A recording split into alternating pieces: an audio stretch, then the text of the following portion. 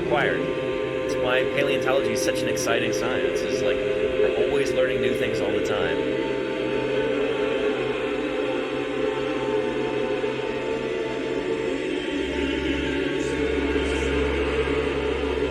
To mount the skeleton. Really, really cool.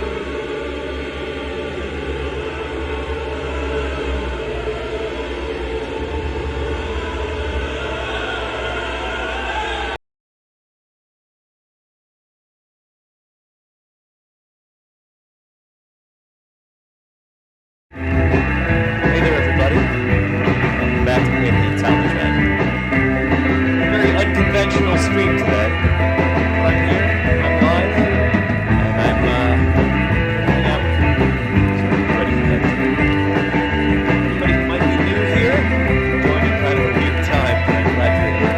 My name is Danny Anduza. I'm a dinosaur paleontologist. I'm here on Twitch, just trying to do my duty as a scientist to reach out to the public. Fossils, talk to people about my research, history of life on Earth, and I'll better appreciate this kind of thing. Anyway, music is too loud? Okay, let me turn the music down a little bit. Hang on. There we go. Is that better? Let me know if that's better. So yesterday, you may have seen that I had a museum live stream, which went really, really well until my equipment died. My LiveView Solo encoder overheated and is kaput. It seems to be a product defect. So anyway, I've been trying to troubleshoot it basically for the past 24 hours, and finally got them to admit that is under warranty and needs to be replaced. So, anyway, yeah. Well, let me go ahead and, let's see. Still too loud? Okay, let me turn it down a little bit further.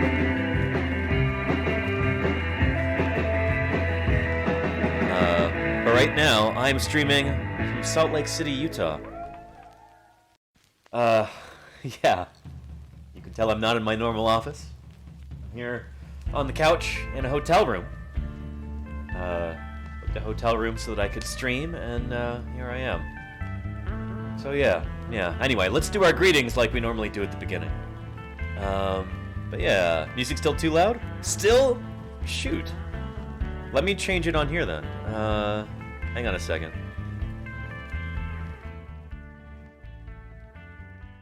There we go, that should do it.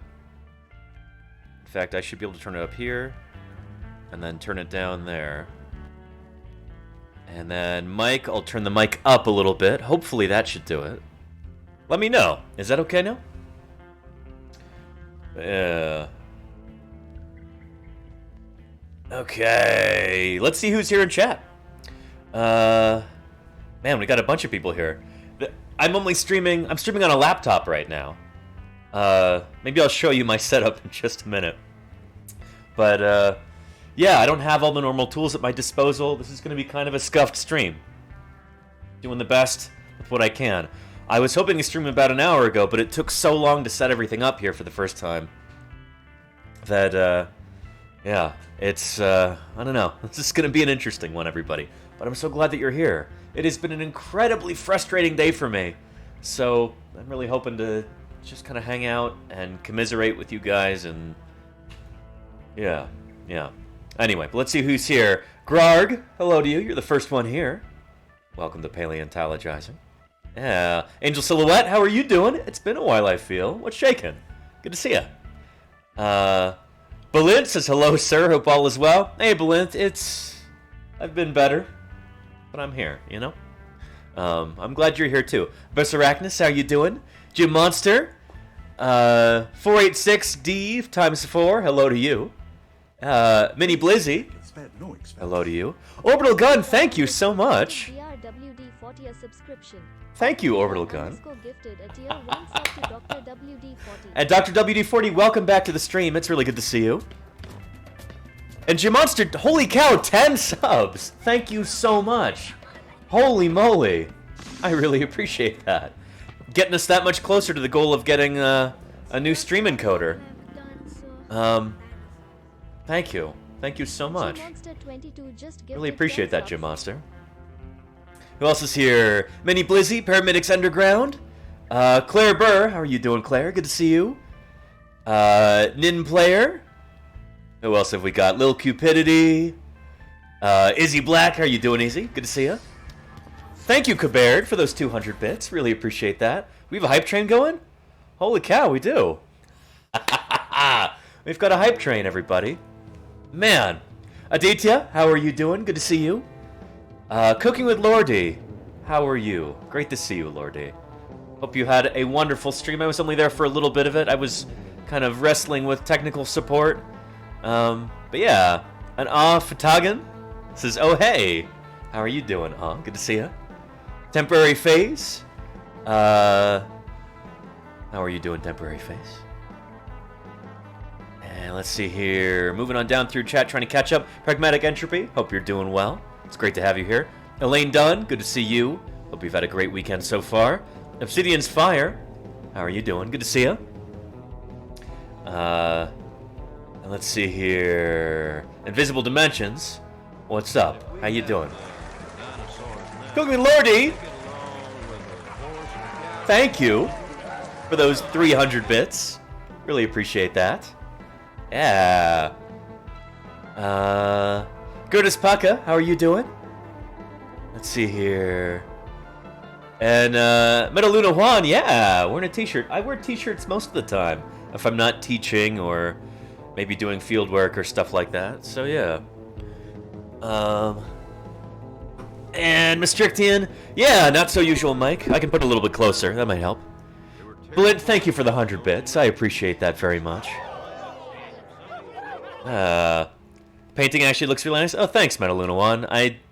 This is not mine. I think that's the Wasatch Range behind Salt Lake City behind me. I'm in Salt Lake City, Utah right now. Yeah. And let's see.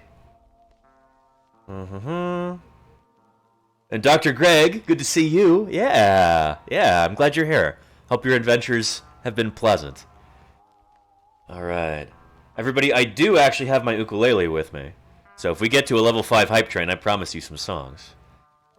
But yeah. Brad D44, how are you doing? Good to see you. I've been better, but I'm hanging in there. I'll tell everybody what happened in a minute. If you were watching the stream, then you probably saw it yesterday. Holy cow, Orbital Gun, thank you so much. Thank you for that. You just changed things. It's got us to, Orbital Gun _ just changed things with those 5 gift subs. Absolutely you did, Orbital Gun. Thank you so much. And JP Doozy, thank you for the 200 bits. I really appreciate that. Fantastic. Yeah. Super Scroll, I did not pack the wooden mouse. I'm using the trackpad on my laptop right now. But yeah. And Abyss Arachnus, ask me that question in a little bit, and I'll be happy to answer it for you. But there are definitely some names that I struggle with. And I don't even want to think about that. What are you doing thinking about shooting dinosaurs? That's not got the wrong kind of stream there, pal. But yeah. And holy cow, J Monster, thank you for the 1,000 bits. Really appreciate that. Holy cow. That's such a high amount, I don't even have a notification set up for it yet. Thank you so much. Really appreciate that. And Super Squirrel, holy moly, 20 subs! Super Squirrel. You just lifted my spirits more than you know. Thank you so much. I really appreciate that. Holy cow. Super Squirrel just gifted 20. That is fantastic. That is really fantastic. Thank you so much. Holy cow. And Abyss Arachnus says, I think they meant a photo shoot, Danny? A 50 caliber photo shoot? I don't think that's a photography term. But yeah. There you go, Claire.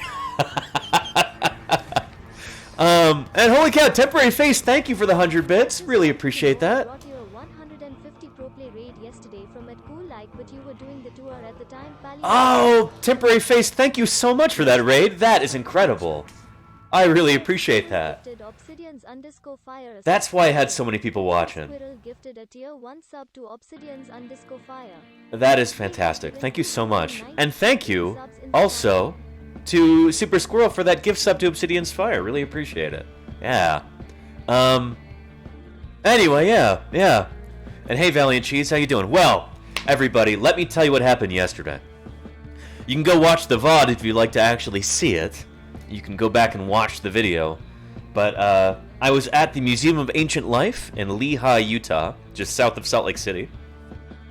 We were touring this amazing fossil museum. It was a lot of fun. I feel like it was going pretty well. I mean, people were into it. My equipment was all working for the most part. Like, it was a good time. An Orbital Gun, thank you for that gift sub. I really appreciate that. Thank you kindly, Orbital Gun. So we were just about done with the big Jurassic Hall. We were about to move on to the Cretaceous period, so we're like almost halfway through the Age of Dinosaurs when my streaming encoder, my LiveView Solo, overheated, which it's not supposed to do. It's got fans and everything. It's got, ventilation on it. Thank you, Jim Monster, for the 1,000 bits. I really appreciate that. Thank you, Jim Monster. That helps. It really does. Yeah. Let me show you the device I'm talking about, and, yeah. Over the course of this trip, I drove all the way to Utah from coastal California. I packed everything I could think of to pack that would help along this trip. I packed as many extra items that I could use for streaming. Things that I didn't even think I would need, I packed anyway. Just in the event that something went wrong. That's why I have my streaming laptop here with me, and this microphone, and all of this other stuff. Let me take the camera, and I'll show you what's going on right here. I've got the laptop right there, microphone, there's a light up there, full-time dinosaur paleontologist. Stuff over here, anyway. Super Squirrel, holy cow! Thank you for those 7 gift subs. Really appreciate that. Thank you, Super Squirrel. Anyway, we were having a really great stream at the Museum of Ancient Life. Things were going really, really well. And then the one piece of equipment that I don't have a replacement for, the one piece of equipment that is basically like the heart and soul of the whole live streaming rig, the whole mobile live streaming setup, this overheated and died on me. And I was on the phone, well, not on the phone, but like contacting tech support about this basically for the past 24 hours, trying to find some way to resolve it. Did a full factory reset, did firmware upgrades. I did basically everything short of taking the darn thing apart and putting it back together again, which would void the warranty. That's why I didn't do it. I got everything working on it again, except it won't recognize a camera hooked up to it. And without a camera, you don't have a live stream. And so, yeah, they said basically it needs to be sent in for repair or replacement. That's the thing, is that's going to take a long time. And I really don't want that to just sidetrack this entire great big, live streaming road trip that I'm on right now. And so this afternoon, after I confirmed that this thing is damaged beyond repair, or damaged beyond fixing for the moment, I bit the bullet, and I bought a new one. Should be showing up on Wednesday, in a different town in Utah, where I'll be on Wednesday. So cross your fingers that it arrives on time, but, man, that was a big chunk of change. And so everybody's support, cheering with bits, gifting subscriptions, all of that, it helps a lot, and I really appreciate it. I promised you guys museum live streams. I delivered on that, at least in part, yesterday. But I'm going to keep delivering on it once we get a new encoder. So after Wednesday, going to be doing some more museum live streams. So yeah. I'm sorry, everybody, that this has taken a turn. But trying to get right back on track. And, you know what, it's still going to turn this into a good summer. So thank you, everybody. But yeah.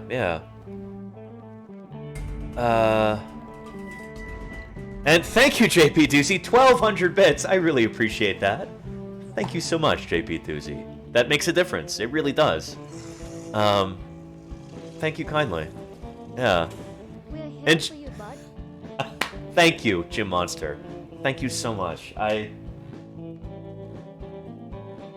You could probably imagine how frustrating that is to realize that the encoder stopped working in the middle of a stream like that. I'm in the middle of a really crowded museum, and I'm just like sitting there on the ground with all these people walking by me, trying to get this thing to work, and like contacting customer support, and it just wouldn't come back online. I tried my very, very best to get it to work, but the thing's fried. So, yeah.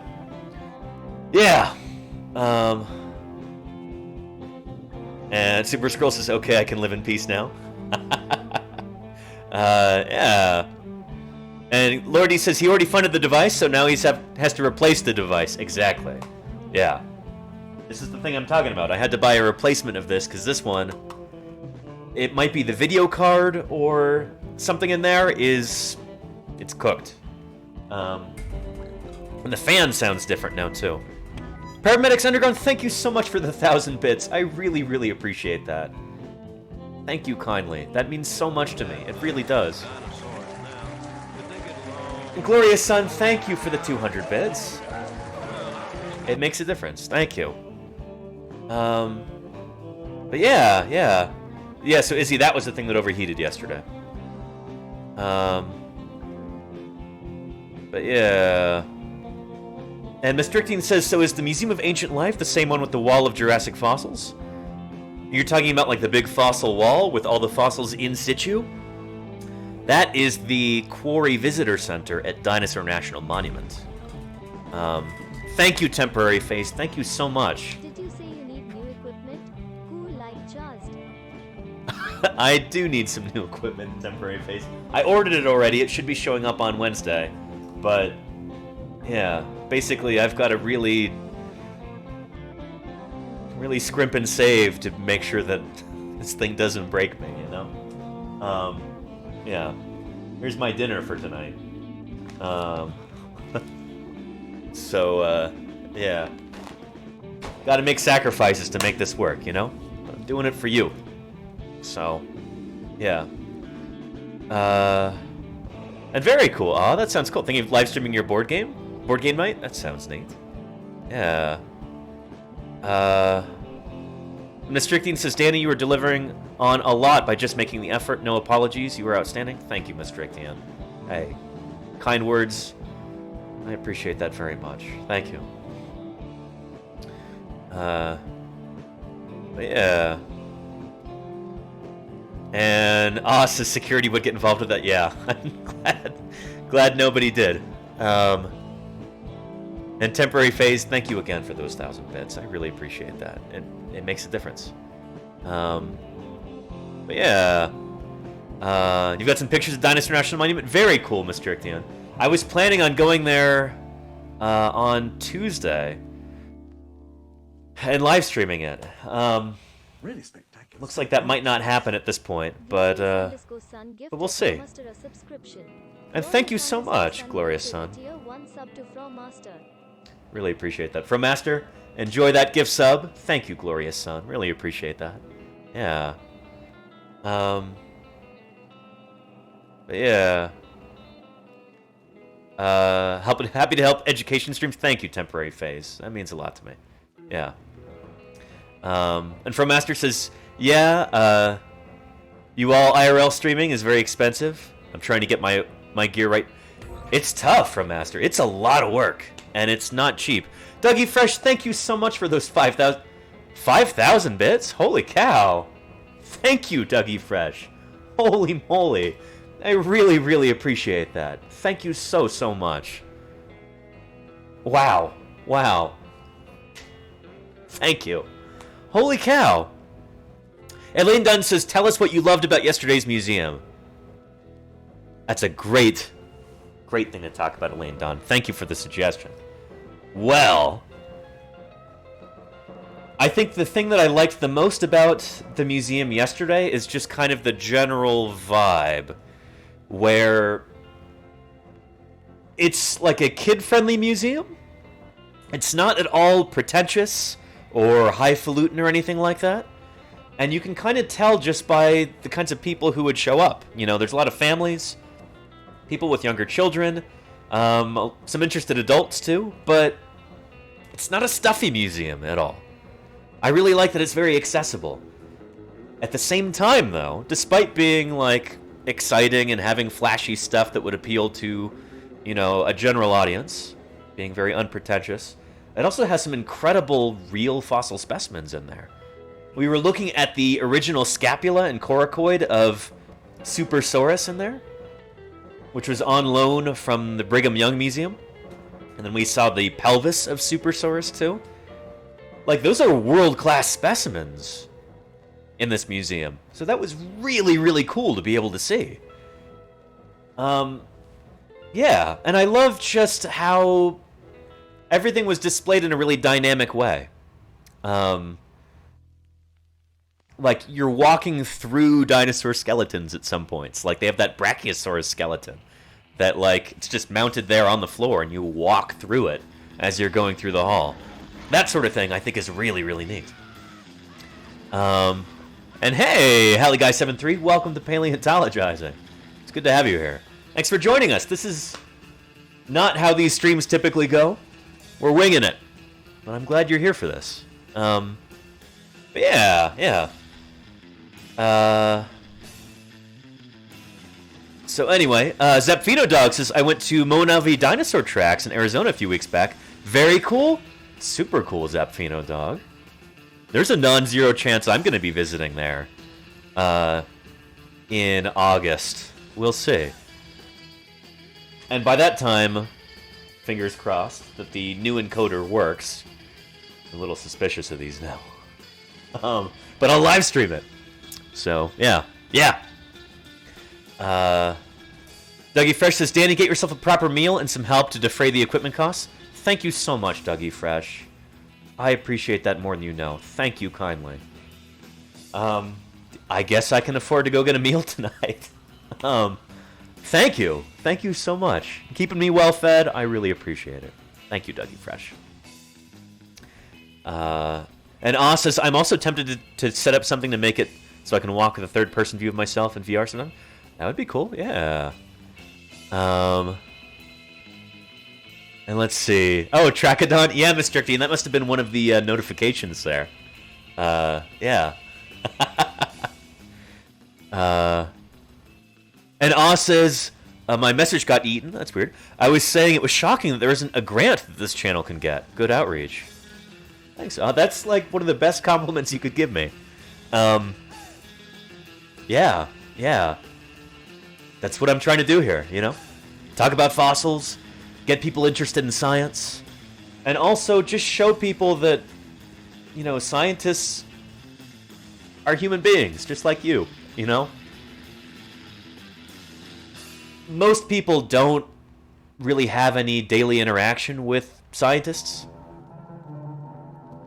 And so it's easy to think of scientists as just being this, like, group of, like, cloistered monks in some far-off laboratory.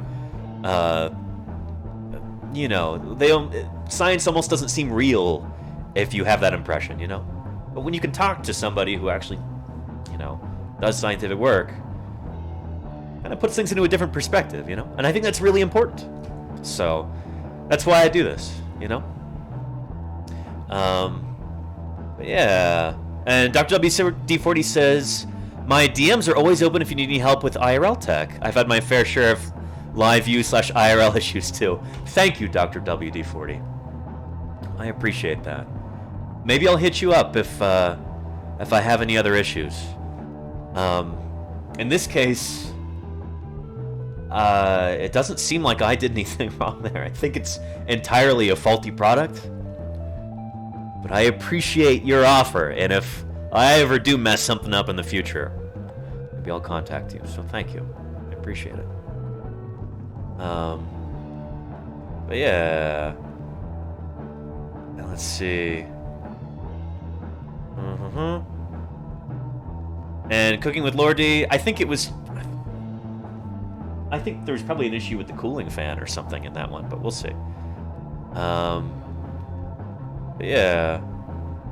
And thank you, I appreciate that. You're doing a lot here to bring it to the masses.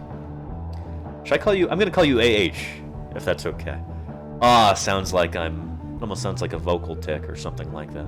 Or like an or an ah. So I'm gonna call you AH. Thank you, AH. I really appreciate that. Yeah. Dapsold says, today we are going to find T-Rex. Not today, but maybe a different day.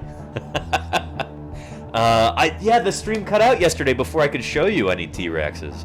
They have 2 Tyrannosaurus skeletons at the Museum of Ancient Life. Let me show you.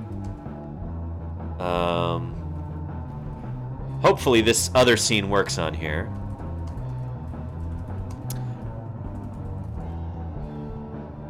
Dueling T-Rexes. Oh, maybe they're not on there.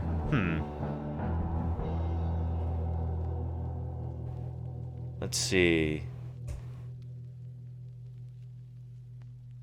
Oh, there we go. Yeah.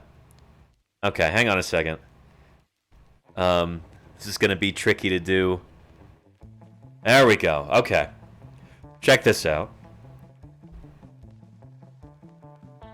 There we are. How big can I make this? But they have 2 Tyrannosaurus skeletons. This one right here, hopefully you can see my cursor. I can't see OBS right now, because I've got one monitor. And here's another one right here. I was so excited to show you this before it cut out. This is part of one of the big Cretaceous halls that they have there. So, yeah. Who knows? Maybe there is a chance I could go back later this summer. But we'll see. At any rate, I have plans to visit a number of very cool museums. With any luck, after Wednesday, I'll be visiting the Wyoming Dinosaur Center in Thermopolis, Wyoming. I'll be visiting the Carter County Museum in Carter County, Montana. Or Ekalaka, Montana, which is in Carter County. Museum of the Rockies in Bozeman, Montana. And where else? Depending on if fieldwork doesn't pop up, and at this point it looks like it might not, then it might be visiting the North Dakota Heritage Museum, might be visiting the Badlands Dinosaur Museum, might be visiting the Field Museum in Chicago, or the Minnesota Museum, Minnesota Science Museum. Might be visiting the Los Angeles County Museum in Los Angeles. And yeah, maybe the Dinosaur Journey Museum in Fruita, Colorado. It's going to be a long trip. And it's going to be really awesome. So I hope you can join me for that. Yeah. And let's see. Let me catch up to chat here. And AH says, wasn't that true in the Middle Ages when the only scientists that got to do anything safely were monks? I guess so, yeah. Before scientist was even a word, you know? It's kind of remarkable how recent the word scientist is. 32 feet long and 14 feet high. McLogan, thank you. 1,500 teeth and not a single cavity. Thank you for the follow. I appreciate that, McLogan. Yeah. And Mayor Space says the doc knows a thing or two. I'm sure he does, Mayor Space. Welcome back, by the way. So good to see you, Mayor. Hope you had a good day.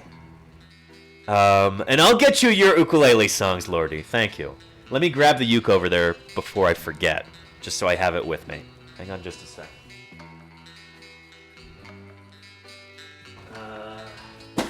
Here it is. There we are. All right. We'll do uke songs in a little bit. Oh, and AH says, like that guy who figured out genetics? Yeah, you're talking about Gregor Mendel. Yeah, with the Punnett squares. He was a monk, but that was in the, like, early 1800s that he figured that out. Yeah. Mr. Dixon says, I follow a geologist, Nick Zentner, based in the Northeast, who does a lot of outreach YouTube videos, which are outstanding. Very cool, Mr. Dixon. I could see you doing something similar eventually. Yeah. I do have a YouTube channel, and I used to put a lot of time into it. But it's a... YouTube isn't a medium that works as well for me as Twitch does. I get... I don't know, the... Twitch seems to work a lot better for me. Yeah. And Taser says, I know a few IRL streamers who have had issues with the live view overheating. Yeah, I saw your tweet about that, Tasera. I'm sorry I didn't reply or anything. I was scrambling to talk to technical support and, like, trying to troubleshoot the device myself and everything. But yeah, I'm gonna have to figure something out maybe for trying to keep it cool. But yeah. Call him Mayor Space. And Kirsten says, bummer, did you get pics to share? Of the rest of the museum? Not really, no. Hopefully we can go back at some point. I'm gonna go put some pillows by the door, too, so that I'm not, like, being super loud. And people in the hallway can hear me. Hang on a second.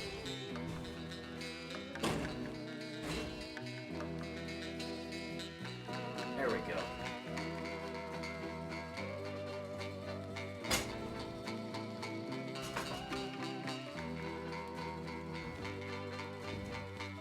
Okay, that's better. And hey, Apocalypse, how you doing? Yeah. And... Oh, Claire had the pronunciation right? What was that? Fatagan. Okay, Fatagan, that's it. That's what I'll call you, AH. I'll call you Fatagan. And Un Gato Durmiendo says, what kind of feathers do you think T-Rex would have had? I know the feather impressions from Tyrannosaurs have been preserved. Yeah, like Tyrannus. It's an early Tyrannosauroid from China. And it's got sort of filamentous, like, proto-feather grade feathers. They basically look like fur. But, I mean, it's certainly not inconceivable that Tyrannosaurus would have had other kinds of feathers, too. Maybe even, like, branching feathers. But I don't know, yeah. If I had to put money on something, I would say Tyrannosaurus probably had feathers early in life, early in ontogeny, so like as a hatchling, and they would have been probably proto-feathers, basically like downy fuzz to keep the creature warm. An Angel Silhouette, you're hoping to visit AMNH in October? That's going to be super cool. AMNH is one of the most beautiful museums I've ever been to. Yeah.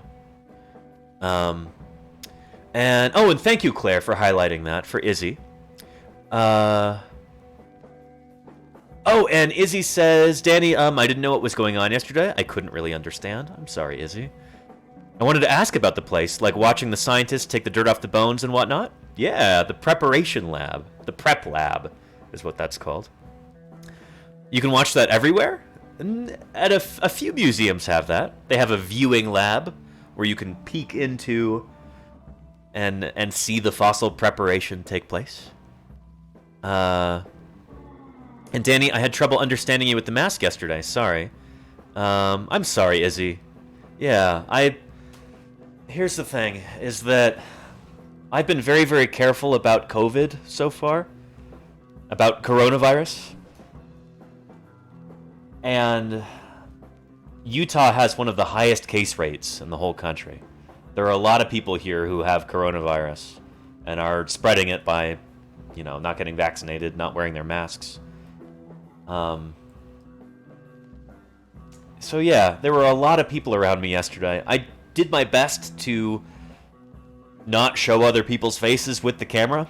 So anytime a big group of people walked around, usually I turned the camera away from them so you couldn't see. But pretty much the whole time there were people all around me. And I just felt safer wearing the mask. I hope you understand. Because it's not just about me, too. I don't want to get coronavirus, but I also don't want to spread it to people, and to anybody else. It's not just about me, you know?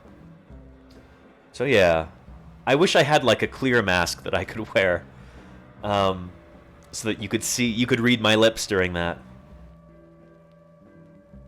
But I don't, so I apologize. I do my very best to be inclusive, Izzy, but it's difficult sometimes, you know? Yeah. And Mayor Space says, are they fighting over a Tenontosaurus? Oh, the T-Rexes? They shouldn't be. T-Rex is like 70 million years, no, probably 50 million years younger than Tenontosaurus. Yeah. And Apocalypse says, if you're in LA, do you think you'd have time for the La Brea Tar Pits? I certainly hope so. We'll see. Yeah. Let's see here. And Mistrictian, oh, thank you. I really appreciate that. Let me know who you are so I don't block another unknown content. Of course, Mistrictian, thank you. I appreciate that. I don't expect to be anywhere north of Bozeman when I'm in Montana. But if that changes, I will be sure to let you know. So thank you. You went to your niece's birthday party and you sat in gum? I'm sorry, Mayor of Space. Well, yeah, that's no good. At least I didn't sit in any gum yesterday. That would have made it a really bad day. Let's see here. I'm not sure what everybody's talking about. I just missed something. Male wife says, me Tyrannus? You Tyrannus. Why you? Like, it's a Chinese name. You Tyrannus. But yeah, it could be a you Tyrannus if you want, male wife. I'm not gonna stop you. Now let's see here. And that's funny, Invisible Dimensions. I remember hearing about that. Yeah, cells being like a monastic term. That's why Gregor Mendel called plant cells cells. That's really cool. Anyway, I'm trying to catch up to chat right now.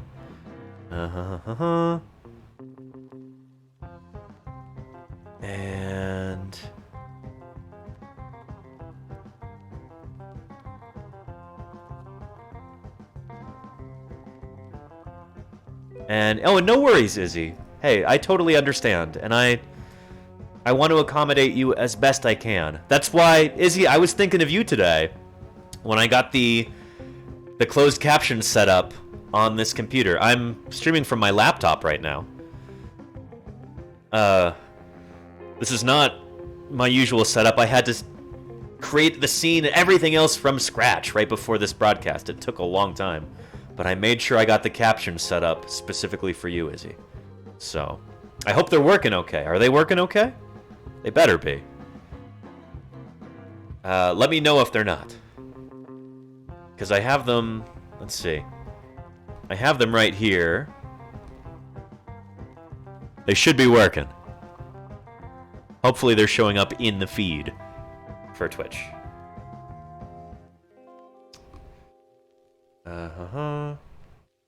And let's see. Slow mode activate. Just as I got to the bottom of chat, Claire. And is that regular OBS? It is, Mailwife. I had just enough time to get everything up and running, but like it bothers me because it's not the way I like it, you know? I've spent I don't know how many dozens of hours getting OBS, my whole setup exactly the way I like it back in my office. This is feeling really scuffed right now. Really kind of sketch. Yeah. But, you know, do what I gotta do. They're working great. Yeah, good. Lord, I like that, Mistrictian. I like that a lot. Life on the road? Exactly, Trek Nerd. Exactly. Let me have some water, and then, as promised, for Lord D and everybody else, play some ukulele songs. Do I have any requests? I'm learning some new songs right now, but none of them are ready for performance yet.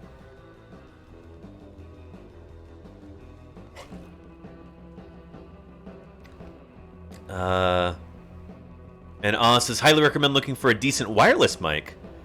Interesting. I'll think about that. Yeah.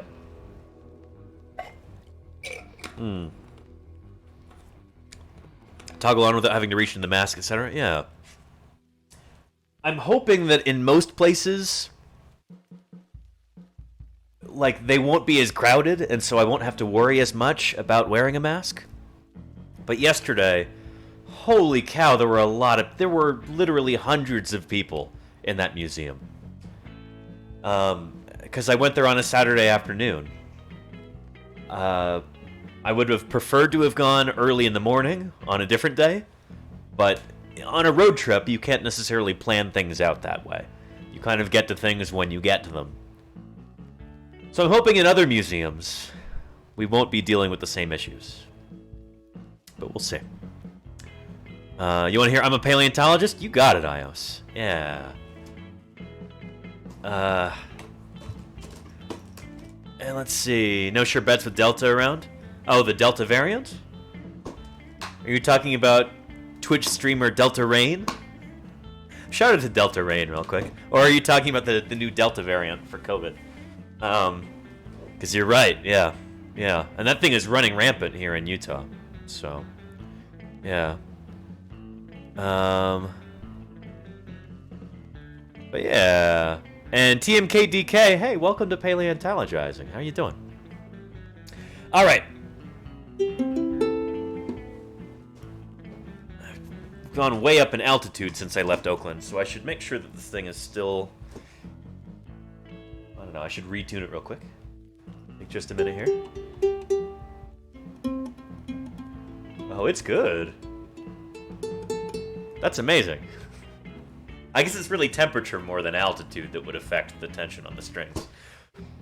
But, you know, we're doing great. I'm impressed. I'm impressed with this. And hey, Dr. E, how are you doing? Good to see you. All right. I'm going to play an ukulele song as a thank you to everybody for that fantastic level 5 hype train and all of those donations. Really appreciate those. So as a token of my appreciation, let me play some ukulele songs real quick. We'll start off with an Ios suggestion. Can we get a shout out for Ios real quick too? You should follow her if you like video games. I know this is Twitch, and like, who watches Twitch for video games? But if you do enjoy your video games, you should give Ios a follow. She's kind of incredible. But yeah, an interesting angel silhouette, clear mask. Maybe I'll look into that. Yeah. But yeah, first song is "I'm a Paleontologist" by the band They Might Be Giants, and it goes. I love digging in the dirt with just a pick and brush. Finding fossils is my aim, and so I'm never in a rush, because the treasures that I seek, they're rare and ancient things, like Velociraptor's jaws or Archaeopteryx's wings. And all the kids who wanna see them are lining up at our museum. I am a paleontologist. That's who I am, that's who I am, that's who I am. I am a paleontologist. That's who I am, that's who I am, that's who I am. Could it be an herbivore, crushing plants with rounded teeth, or a ferocious carnivore who moved so quickly on its feet?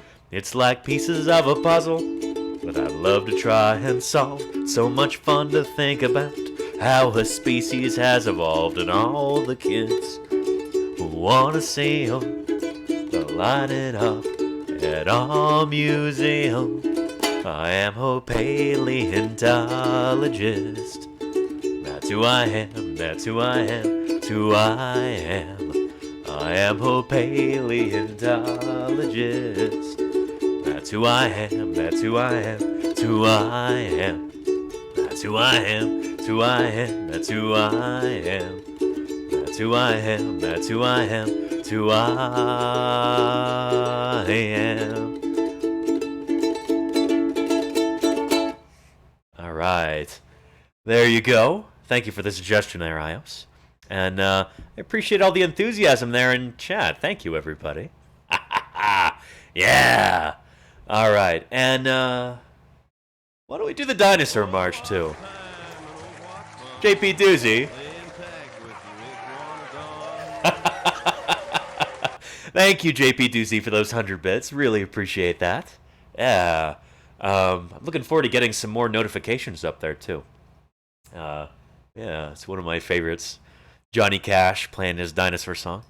But yeah. Anyway, let's do the dinosaur march real quick. This was definitely my students' favorite song from this past year. Yeah. Anyway, it's kind of an old standby in terms of like children's songs, but I made some modifications to it to make it a little bit more paleontologically authentic.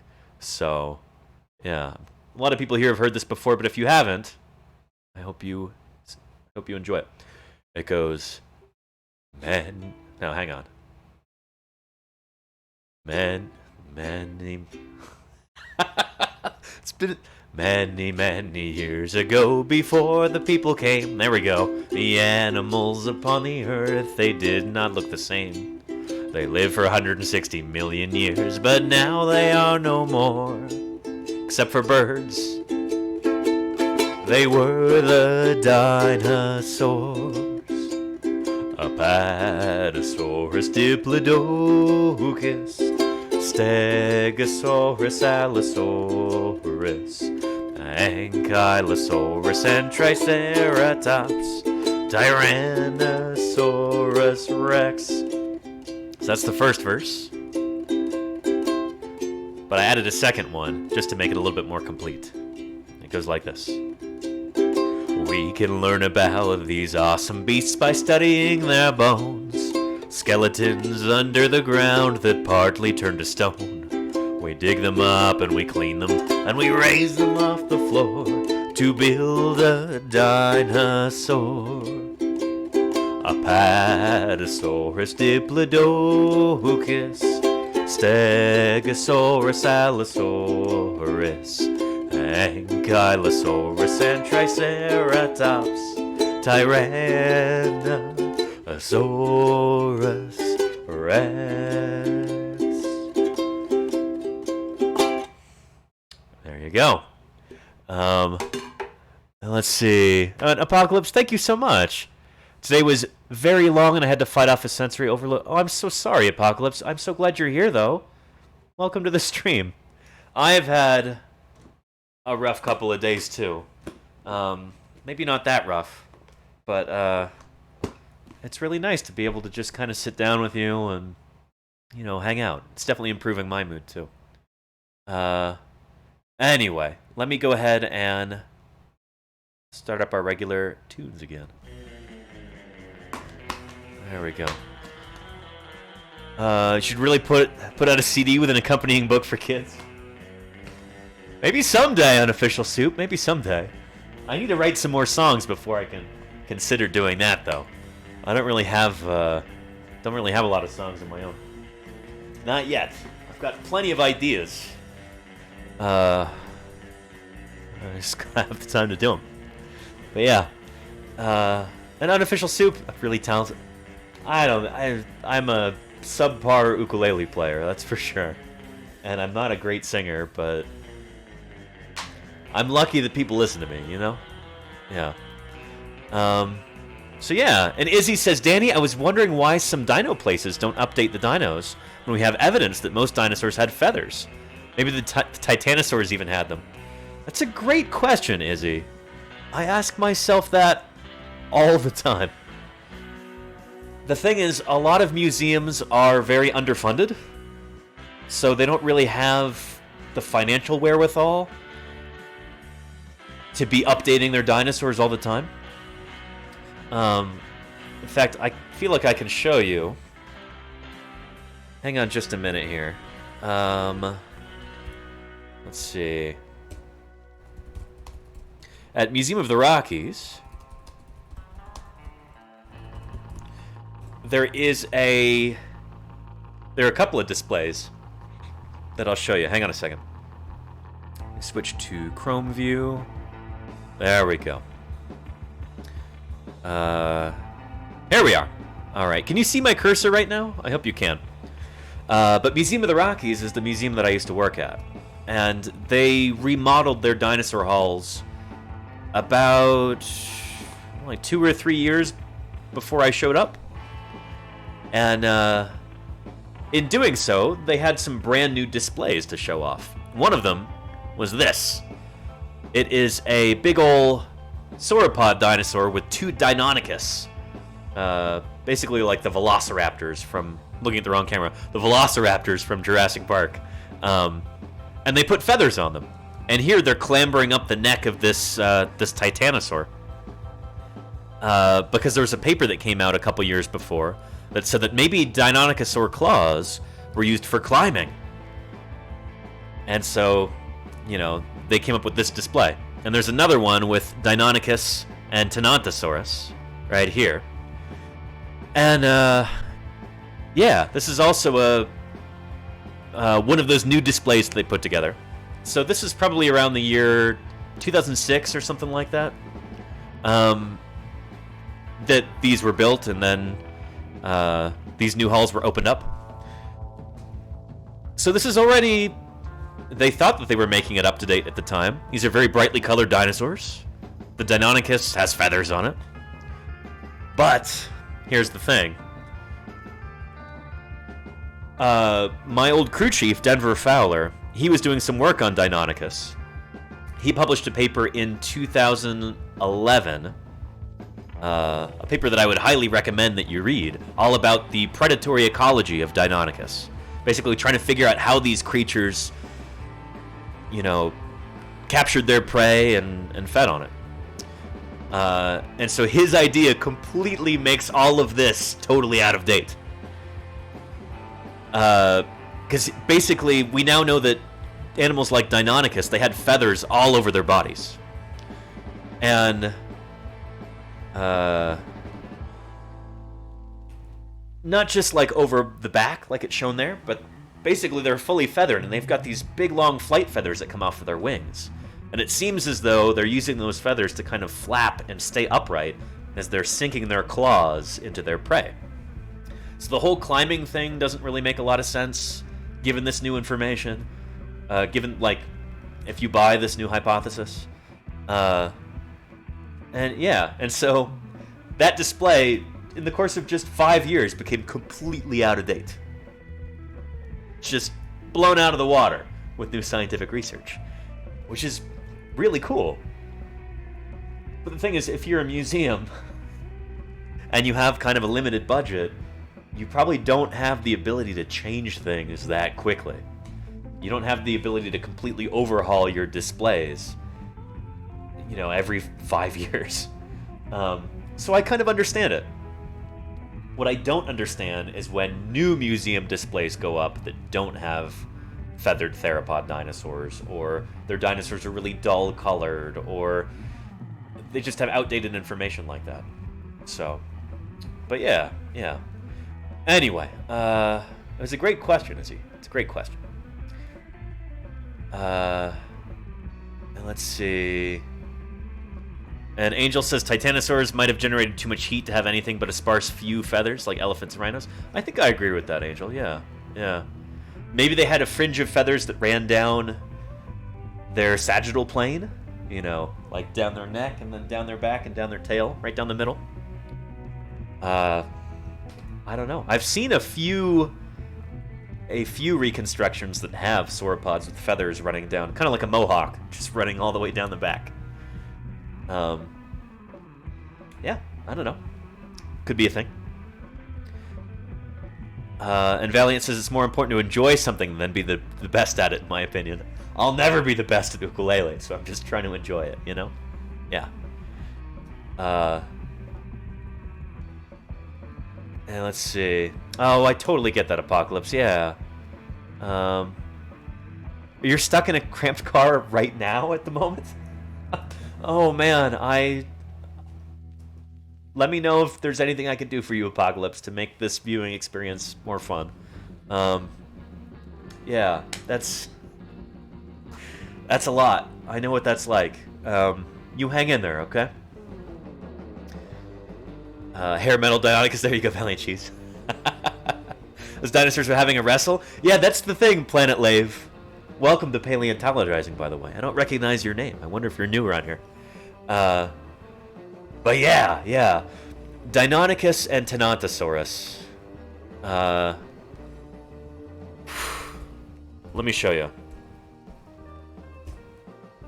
These are two dinosaurs that are... Well, let me put it this way.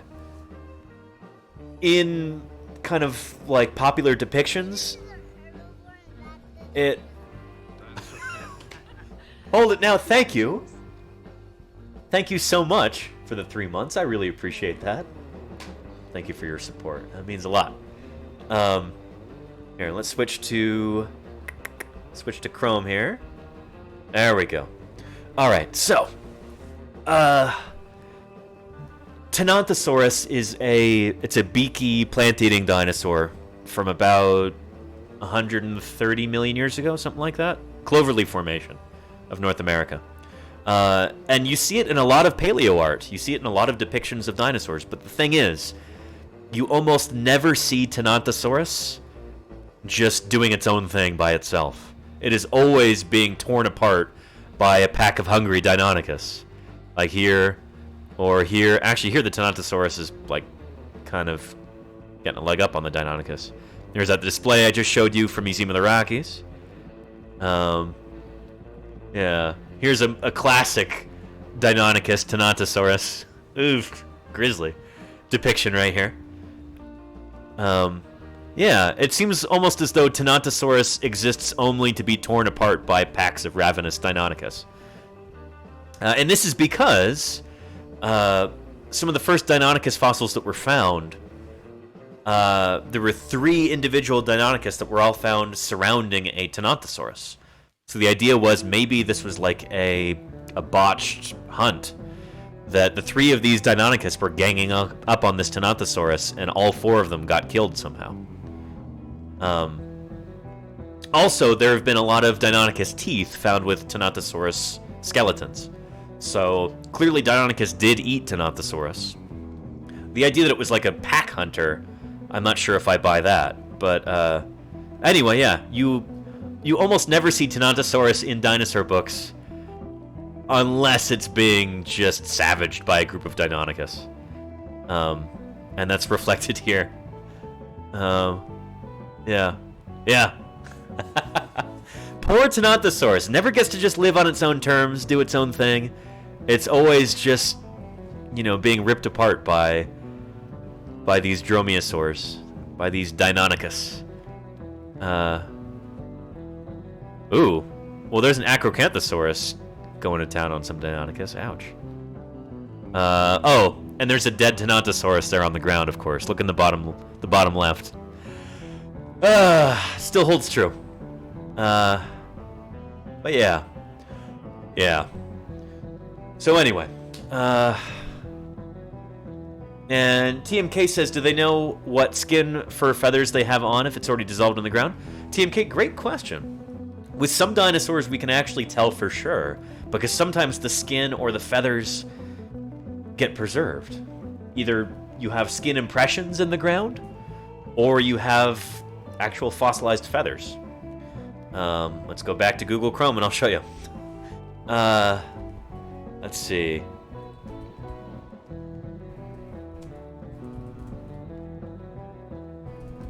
Feathered Sinosauropteryx.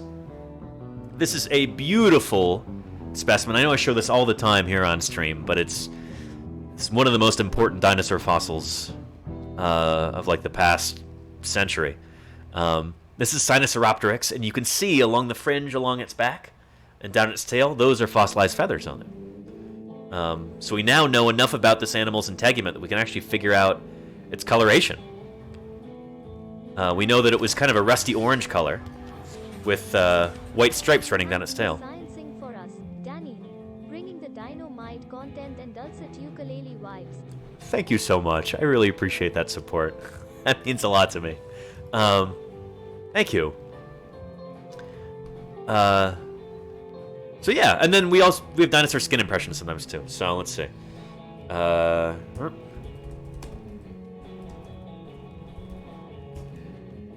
Probably find a hadrosaur or a sauropod. Oh, there's some Tyrannosaurus skin right there.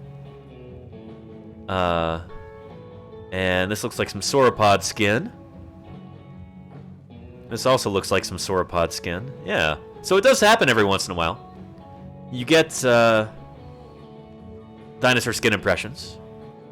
It's a thing. It happens. It's pretty rare. It's not very often that it happens.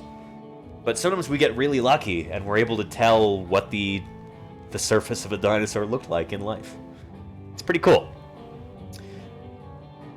So great question, TMK. And Mr. Strickland says, how about the sickle claw? Is it still regarded as a slashing weapon or more of a gripping tool? Really more of a gripping tool. I mean, that's the thing. Modern animals don't really use their claws for slashing. At least predators don't. There are some prey animals that use their claws for defense, but often those claws are also used for other purposes. Think of like an anteater, where giant anteaters have these enormous claws on their forelimbs. Really, really big claws. Let's see if I can find you a picture. Hang on just a minute. Giant anteater claws. And switch to Chrome view. There we go. Here we are. Check out these claws on a giant anteater. These are like this long. And they're pretty dangerous, too. They're mostly used for digging. That's what these claws evolved for. But in the event that a giant anteater is attacked, it will use these claws in defense. So it'll rear up on its hind legs, and it'll kind of go like that. Say if a jaguar or something approaches it and wants to eat it, it'll defend itself with those claws. And anteaters, like, they've actually been known to maul people. If you mess with an anteater and you make it mad, or if it's really scared, it can go after you with its claws. And there have been a number of zookeepers who have actually died from, they've gotten, I guess, too close to a giant anteater in its enclosure, and it got scared, and it did what it does when they get scared. So claws are used for slashing, but that's mostly in prey animals. I can't really think of any predatory animals that use their claws for slashing in order to subdue their prey. Usually claws are for gripping. Think about how cats use their claws when they catch their prey. Or think about eagles or bears, creatures like that. Basically, the claws are used for holding something still. Eagles are really the pertinent example. That's where Denver Fowler got the idea for the raptor prey restraint model, he called it. Raptor in reference to birds of prey, not in reference to dromaeosaurs. But, yeah, anyway. I'm getting a little sidetracked here. Let me catch up to chat, and we can talk about that another time. When I have easy access to the paper and everything to show everybody. And yep, you're right, Un gato durmiendo. Tenantosaurus cannot catch a break. True.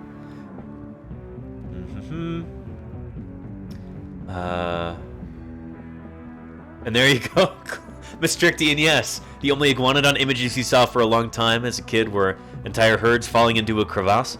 And that's the thing. That's based on the Bernissart iguanodon find, with all of these iguanodon skeletons, many of them complete, just found in a coal mine in Belgium. One of the more sensational ideas about how those skeletons got there in the first place is that they all fell into a ravine, but it obviously was not that way, because there's all kinds of plant matter compacted onto them, and yeah, they clearly got washed there. Maybe in a flash flood or something like that, or, it's hard to say exactly what happened, but they certainly didn't fall into a crevasse. And the bones weren't broken like that either. So yeah. And Valiant Cheese says, I have a dino question. Are the types of physiological juvenile characteristics we see in modern birds, mammals, reptiles the kinds of things we see in dinosaur specimens that we identify as juvenile? To a certain point, yes, Valiant Cheese. That is a great question. Let me show you an example. Let's look at Mosaurus. This is the mouse lizard, is what the name means. And here it is. In some older dinosaur books, you'll see depictions like this, where it's like, oh, this is the world's smallest dinosaur. This is the world's smallest image. And like, look how big and weird its head is, and like, its proportions are all wrong. Well, it's because it's a juvenile. We now have fossils of the adults, too, and they're about that big. But yeah, so this is just like a hatchling. This is one of the specimens that it's based on. Yeah. Tiny again. But there it is right there. Mosaurus. I think this even made its way into Michael Crichton's book, The Lost World. I think one of the characters encounters a Mosaurus, and it's super tiny. So maybe Crichton didn't realize that that was a juvenile animal. He was probably looking at some dinosaur books that yeah, just showed it being super tiny. It has been an issue in dinosaur paleontology in the past. Thank you, Shasta. I appreciate that follow. Welcome to Paleontologizing. It's good to have you here. But this has historically been a big problem in dinosaur paleontology, is that somebody finds a juvenile animal, and the juveniles look different from adults, and so they say, oh, new dinosaur, looks different, it's a new species, or it's a new genus. No, the juveniles look different from the adults. But beyond that, dinosaur adults also look different from other dinosaur adults.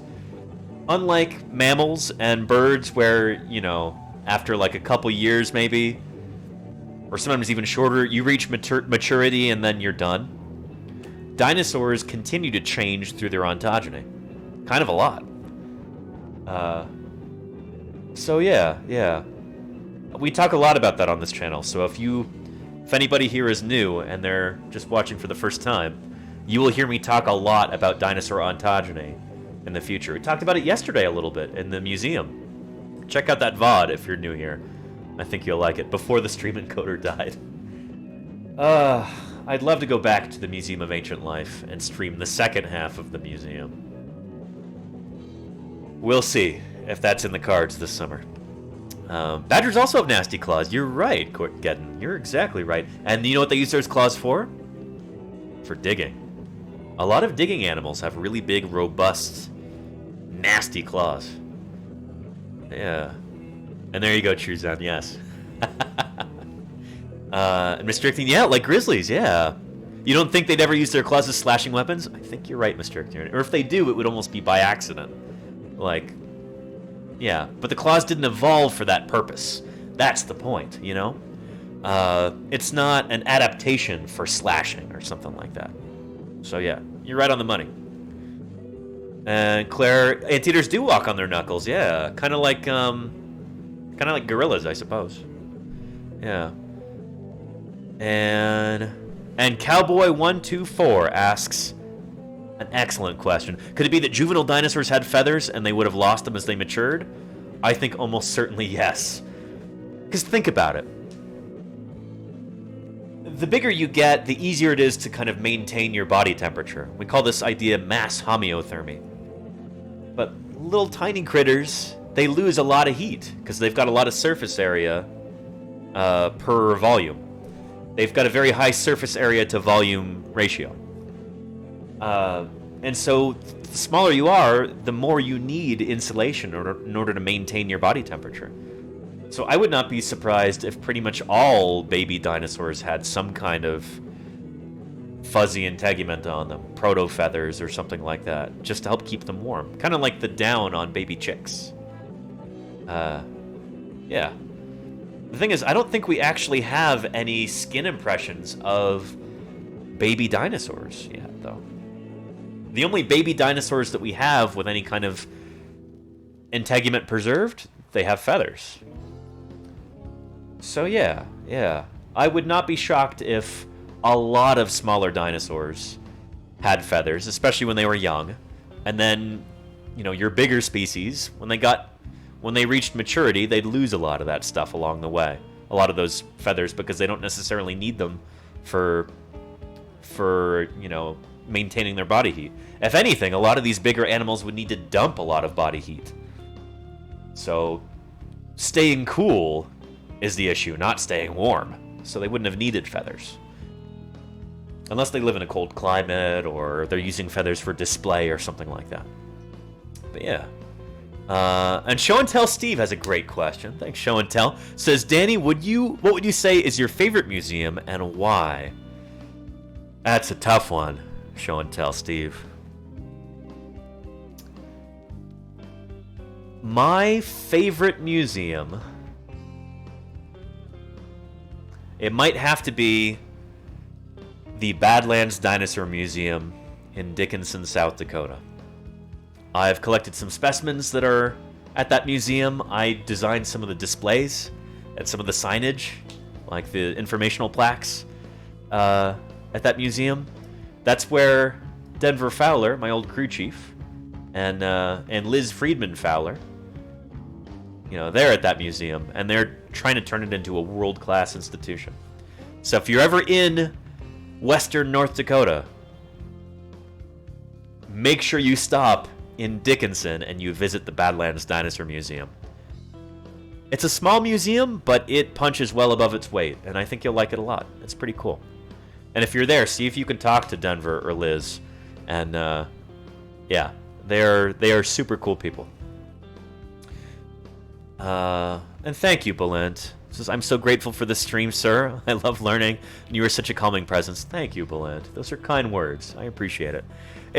This is such a pick-me-up for me to be able to stream today. Yeah, maybe I didn't even mention it, but today, everybody, you know what I had scheduled?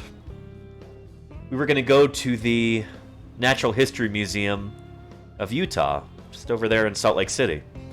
And yeah, I was going to stream the dinosaur hall and everything. But, of course, the encoder isn't working, and so yeah, I was supposed to I had my tickets for 1:30 today. 1:30 p.m. Purchased the tickets, had them all ready to go, and then the stream encoder stopped working yesterday, and I spent up until 1 p.m. today trying to get the thing to work, just trying everything I could think of to try and make that happen, but it just wasn't going to happen. I think the video card is fried. That's my diagnosis. So yeah, maybe at some point in the summer I can go back there when I've got the new encoder when it arrives. But yeah, that's what we had planned for today, and I'm really sorry, everybody, that we weren't able to do that. I'm trying to make it up to you with this stream now. And let's see. There you go, Angel Silhouette. And Valiant She says, I'm thinking about whether I can cut corners by programmatically shrinking or growing things to have juvenile skeletons instead of making bespoke ones in my fossil digging game. Ooh, they might have to be bespoke. Yeah. Juvenile dinosaur skeletons tend to look different from adults. For sure. Yeah. Very different, really. The heads are a lot bigger. Everything's kind of stockier. Yeah. And hey, Happiest Collie, how you doing? Good to see you. And ontogeny recapitulates phylogeny to a certain extent. Shasta Daisei. To a certain extent, yeah. It's funny that you say that too, because anytime that somebody would take a juvenile dinosaur and they would name it as a new species, they'd try to put it on the family tree. They'd run make a cladogram for it, do some phylogenetics, and anytime something is a juvenile and you do a cladistic analysis, it always comes out more basal. It always comes out toward the base of the tree, because ontogeny recapitulates phylogeny. Because juveniles tend to look like they tend to have kind of ancestral traits. So yeah. It's a good point, Shasta. You're gonna fit right in here. I'm so glad you followed. It's good to have you here. And Valiant She says we consider all dogs to be one species, right? Well, yeah, but dogs are weird. Dogs are really weird. They're not a good example. But there's a huge amount of diversity between adults of the same species there. Absolutely, yeah. Dogs are like an extreme example of artificial selection and like weird breeding and stuff. So you got to be careful when you use them as an analogy for paleontology, especially. But they're a cool thought experiment. They're really cool to think about, and I love dogs. Dogs are awesome. And Paleo Mike says, Danny, what's your favorite specimen at MOR? And is it true that Big L's actual fossil bones are stored there? That is true. Oh man, Paleo Mike, I wish I had Big L's claw here that I could show you. But I've got one of his thumb claws. I've got a cast that I made at the museum. Or did I make it? I think somebody else made it. But back in my office, I have a cast of Big L's, one of his manual unguals, Digit 1, his thumb claw. Very, very cool. And yeah, so Big Al, he's reposited at Museum of the Rockies. MOR 693, I think, is his specimen number at Museum of the Rockies. He used to be in Wyoming for the longest time. Well, he was in Wyoming for 150 million years.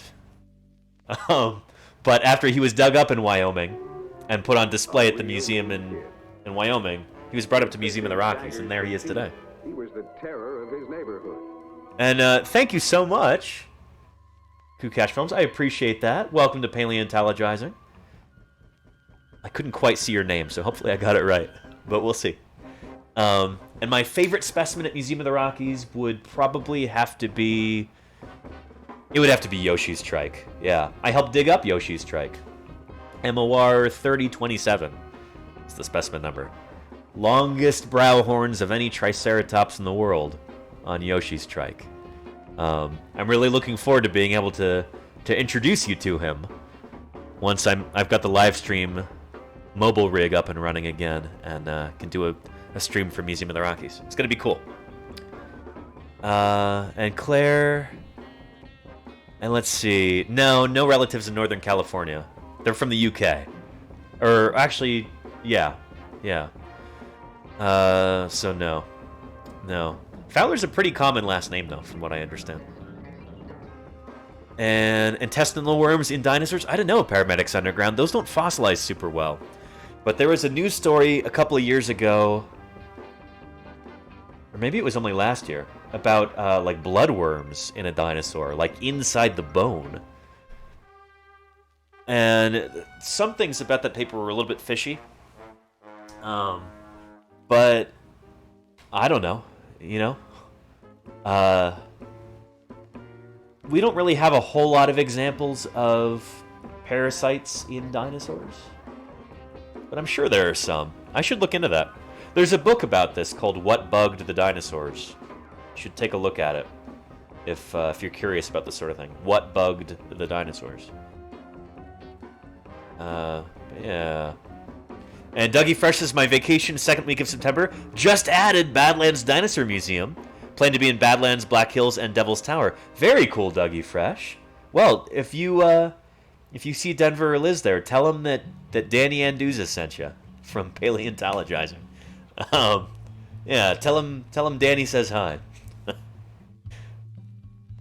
And Planet Lave says, still a great stream, museum or no museum. Thank you, Planet Lave. I appreciate that. Yeah. And True Zen says, I think anything that disrupts your plans is a reminder to you of what the dinosaurs went through. I don't think they had Space Rock hits planet and kills us on their bingo card. I think you're right, True Zen. I think you are right. Yeah. Unfathomable events. Sometimes they happen. Yeah. And Valiant says, I can set up controls, shape keys. Oh, interesting. But less work / implementation overhead than adding additional skeletons. Yeah. Yeah, I would suggest Valiant Cheese.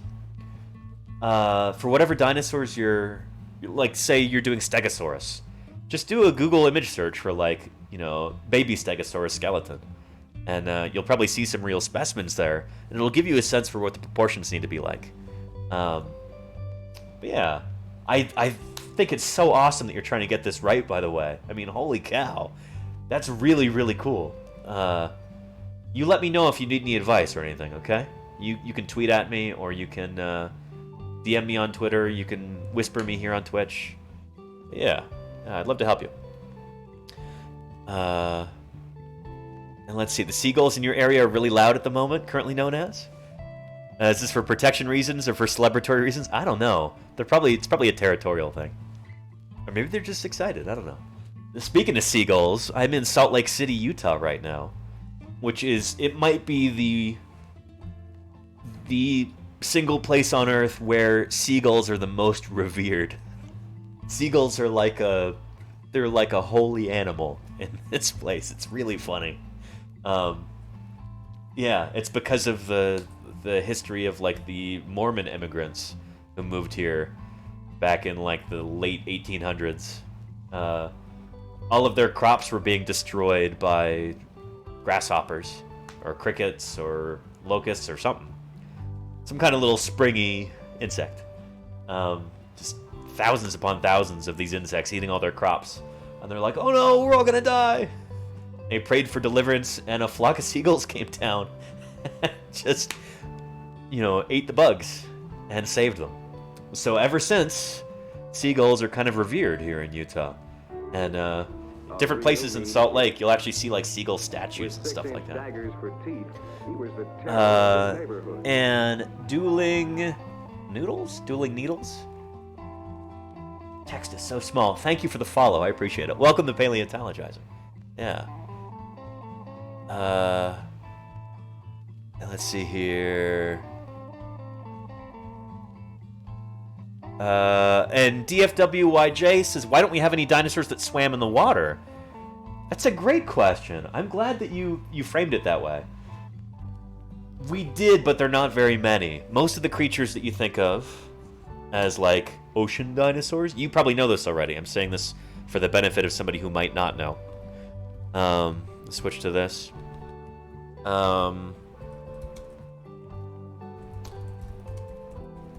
Most of those critters that you think of as like ocean dinosaurs are not dinosaurs at all. They are Mesozoic marine reptiles. All of these guys that you see here, not a single one of those is a dinosaur. There are other kinds of reptiles that lived at the same time as the dinosaurs. They lived in the ocean while the dinosaurs lived on land. But none of these are dinosaurs. None of them. They are all other kinds of reptiles.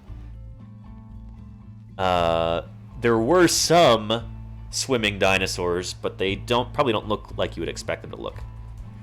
They looked like this, because they were birds. Creatures like Hesperornis. These big old swimmy, flightless birds. Some of whom had teeth, which is pretty cool. You might see the teeth if you look real close in the mouth right there, at the Hesperornis in the foreground. You'll see those teeth in the beak. So birds are dinosaurs. And there were some ocean birds during the age of dinosaurs. But the other critters, are not dinosaurs. Sorry, I'm looking at the wrong camera.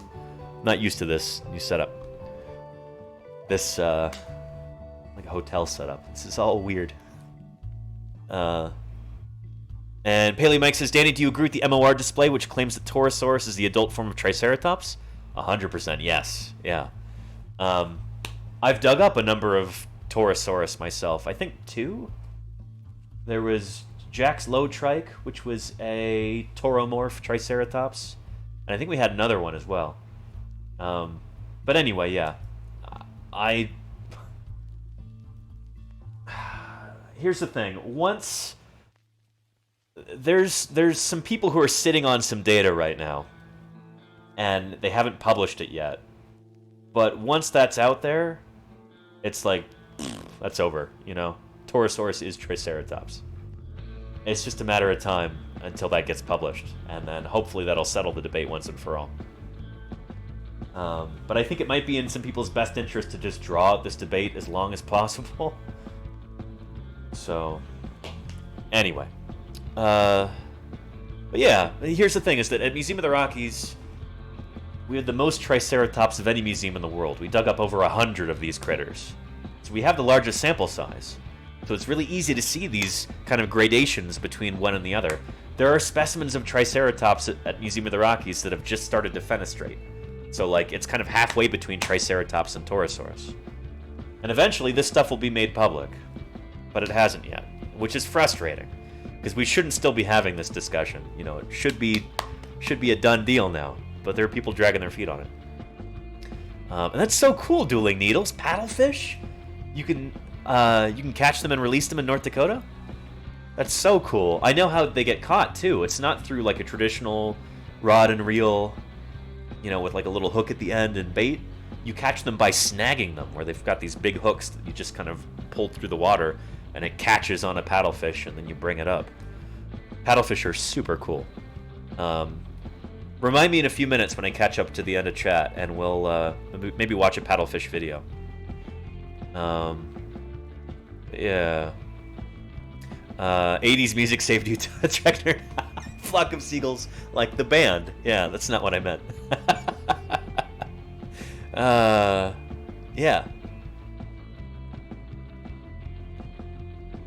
A flock of seagulls came down and ran. They ran so far away. Are those lyrics? I'm not familiar with that. Nothing more. I can't think of any flock of seagulls songs off the top of my head.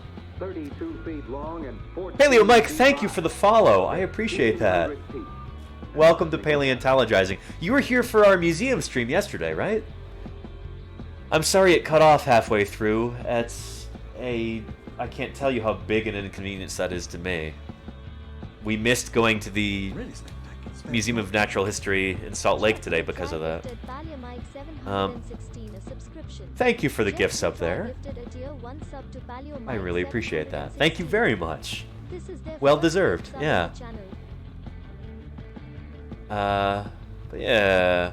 And Mesozoic marine reptiles are not dinosaurs. You're right, DFW, yeah. I thought you knew that already. I thought that's why you framed the question that way. And Dark Fury, thank you for the follow. I appreciate that. Welcome. Yeah. And let's see. And Lenina says birds are dinos, so I buy dinosaur seed for my dinosaur feeder. You do, Lenina, you do. It's true. Yeah. And let's see here. Are there preserved dinosaur flesh in the ice caps of Antarctica? No, DFW. None of the ice is that old. Antarctica didn't really have a lot of ice on it during the time of the dinosaurs. Antarctica back then was a little bit further north, and it was warmer. It wasn't warm by any reasonable standard, but it was warmer than today. And I very much doubt there's any ice that goes back that far. Especially because Earth temperatures went up after the extinction of the dinosaurs. Like at the Paleocene, Eocene thermal maximum. Kind of just after the extinction of the dinosaurs, Earth temperatures start to go up further and further and further until they get to like a maximum point, greenhouse Earth. And I think there was no ice anywhere at the time. You had, ferns and palm trees growing as far north as Alaska, and I think as far south as Antarctica. But yeah. And Cowboy wants to know what makes the difference between those aquatic reptiles and dinosaurs. I'll show you, Cowboy. Here. Let's see. We'll go to this site here, and I'll show you. This is such a cool... explore now. I'll put the link here in chat for you, so that you can see this yourself. We played around with this a little bit on one of our most recent streams. It's making me... Oh, shoot. It's making me log into Twitch. Hang on a second.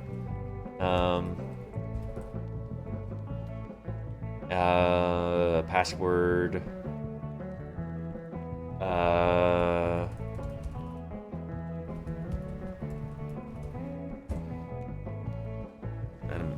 Need a token. Hang on a minute. Here, while it's doing that, let's search for Varanus. We're gonna look for a close relative of one of those mosasaurs. Let's go to the Panay monitor. So we classify living things based on what they're related to, based on what they're descended from. You can think of life on Earth as just being like this massive tree with all these branches kind of jutting off.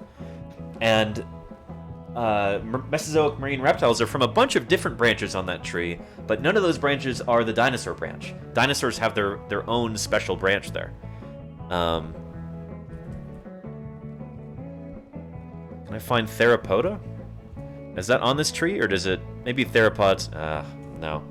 Let's try Aves. So I'll show you... This is where dinosaurs are on this tree. It doesn't have Mesozoic dinosaurs, but it does have birds. And so birds kind of come off of the dinosaur branch.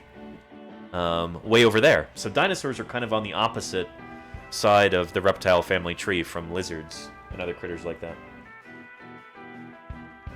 Alright, let me type this into here. Hang on a minute, everybody. Oh, or maybe I could just go like this? There we go. There it is. Yeah, there we are. Cool. Oh, and let me go ahead and type this in.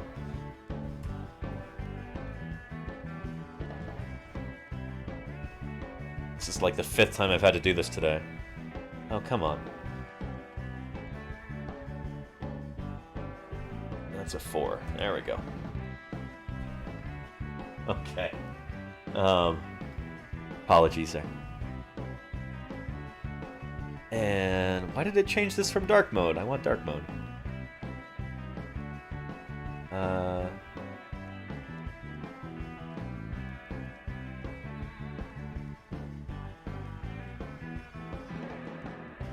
Okay, and dark mode got... There's no more dark mode. And it's not letting me do it now. Whatever. Whatever! And... It also took me all the way down to the bottom of chat. Un Gato Dormiendo says, I apologize if you answered this question already. What area of paleontology do I specialize in? I'm a dinosaur paleontologist. So I do mostly like functional morphology of dinosaurs.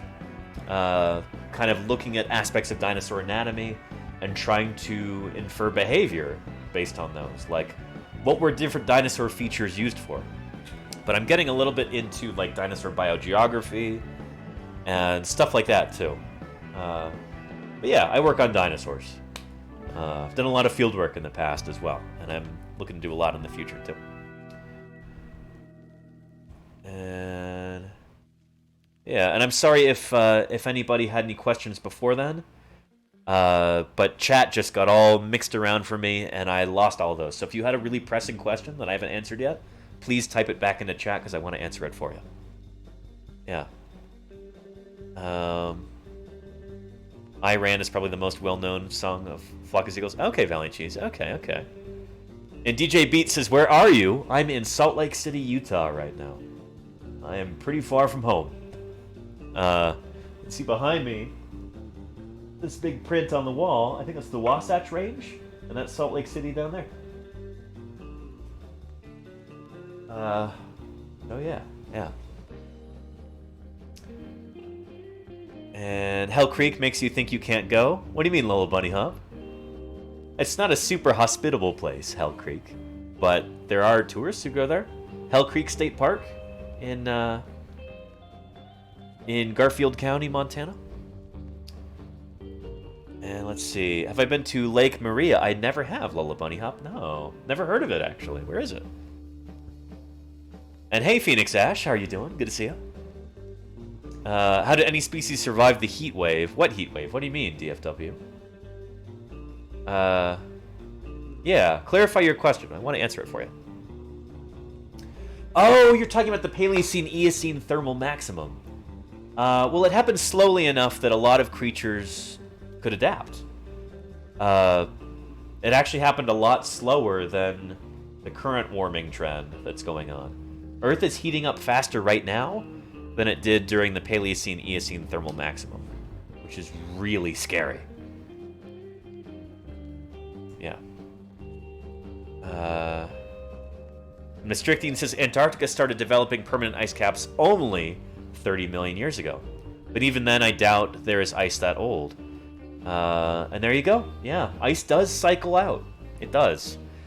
Old ice gets destroyed over time, and new ice falls in the form of snow. That's how you get glaciers. Glaciers are also, they're not a static thing. They don't just sit there. Glaciers move.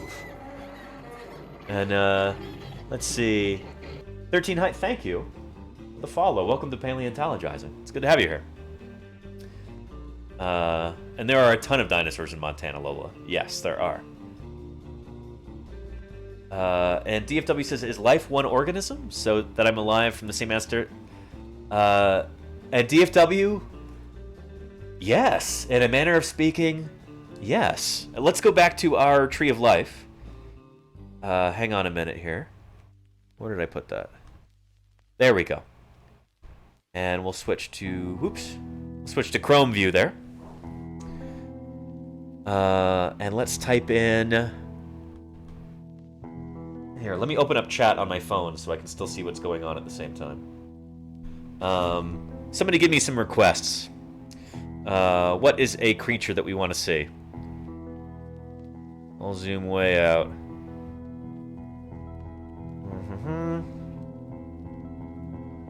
We're gonna play the hits here.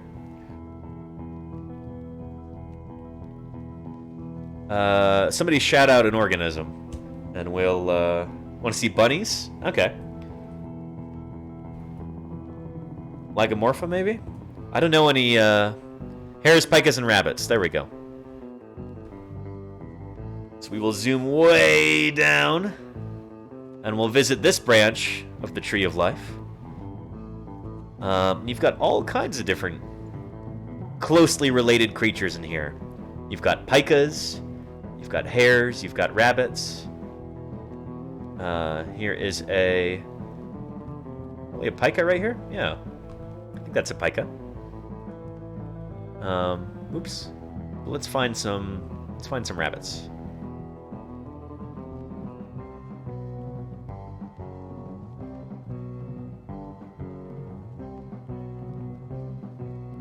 Here's one right here, the Amami rabbit, which is critically endangered. Yowza.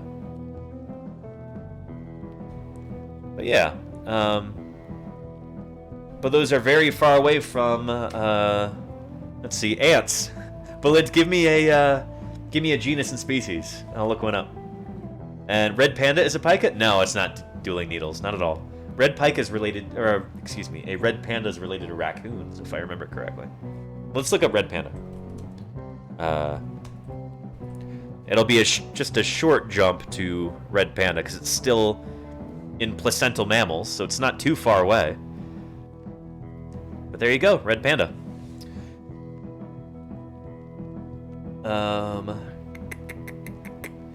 Let's see. Atacephalotes. Let's find one of Balint's ants.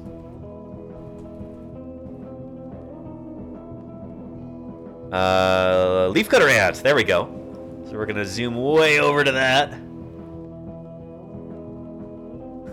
Pretty far away. Oh, this is so cool. I love this tool so much. Very cool.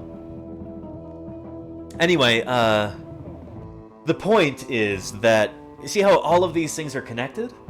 I'm looking at the wrong camera. You see how all of these different things are connected? All of these living things are all part of the same tree, because as far as we know, all life arose from one single ancestor about 3.8 billion years ago. So, you really are related to that butterfly that you see outside your window. You're not closely related, but you are related. That's why you both have DNA. And that's why you have some DNA in common. There are some genes, some, bits of your genetic code that are identical to a butterfly's. It won't be very much because you're not a very close relative, but it's still there. And if you go back far enough in time, you will find the common ancestor of you and a butterfly. Like, basically the great billion times great grandmother that belongs to both of you. You both came from this same great billion times great grandmother, if you go far enough back in time. It's amazing when you think about it. It's a wondrous thing. So yeah, there we go. There's Balint's ants right there. Leafcutter ants. These guys are so cool. That was a long trip to get to them as well. Let's go from them to us. Speaking of human beings. There we go. I'm gonna zoom all the way out there. Man, Insecta has so many different branches. It's such a speciose group. So I think we're still in insects right now. We're still pulling out of that. That's nuts. Can I marry my butterfly without risk of any regressive genes? TFW, that wouldn't work. You would not be able to reproduce with a butterfly. You're closer to the caterpillar, Pontius Pirate. Really?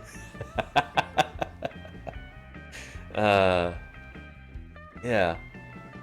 And of course, Izzy, yeah, we're still missing a few ancestors for humans, but we're doing pretty well. They're not going to show up in this tree because this focuses on living organisms. But, well, shoot, let's zoom back in there. Humans, I almost said this deals with living animals, but it's not just animals. Let's jump to one of my favorite plants, the sago cycad. Oops. I have one of these at home, which Lordy and Ios are actually kind enough to water for me and look after. Hopefully they've remembered to do that. Brought my plants to their place. Yeah. So you may not think that you have very much in common with a cycad, one of these plants. Which you don't. You're very, very distantly related. But if you go far enough back in time, there is a common ancestor there, which is amazing to think about. It's really cool. Yeah. Hippopotamus. Okay, Claire. Okay, let's do a hippopotamus. What is the... Is the genus name hippopotamus? I guess it is. Hippopotamus amphibius. Well, that's a very intuitive name there. We'll jump to a hippo. Hippos are fun. And Everest Clara says, Luca, yes! The last universal common ancestor. That's what I'm talking about. We'll skip to Luca in just a minute. There we go. Ooh. Common hippopotamus are not as common as they used to be, apparently. Vulnerable status. That's why this is in red right here. Yeah. Is Luca on here, I wonder? Maybe not. Let's see. Well, we might have to just zoom out all the way.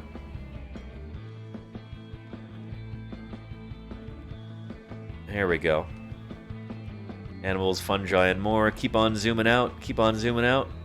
And you have all life. So yeah, basically there would be an ancestor of all life forms right here at the bottom.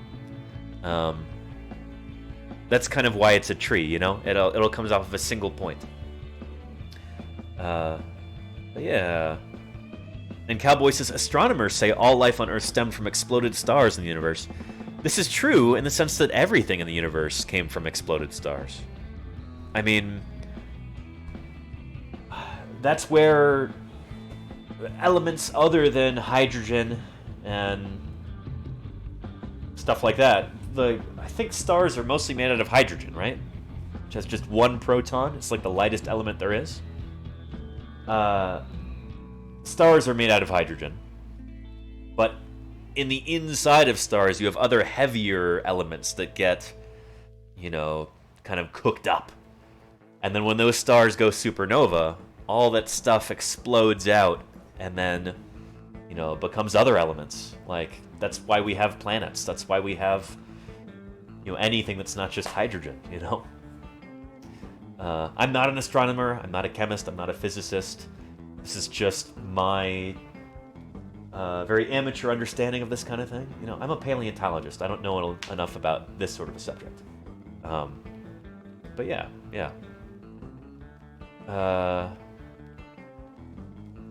And there you go, Avarice Clari. Non-avian life. I like it. And let's see. And DFW, genetic material formed in... No. So genetic material is like billions of years after we're talking about right here. It is way, way, way down the line. I mean, you're trying to put it right here at like step 2. No, it's at step 5 billion. I think enjoy science as much as you can, and you can't enjoy science alone. You have to share. Thank you, Pontius Pirate, for those 2 months. I really appreciate that. Thanks for your ongoing support. It means a lot to me. So yeah. Oh, thank you, Claire. There's the tree link. I appreciate that. Yeah. Oh, I'm looking at chat on here, way behind.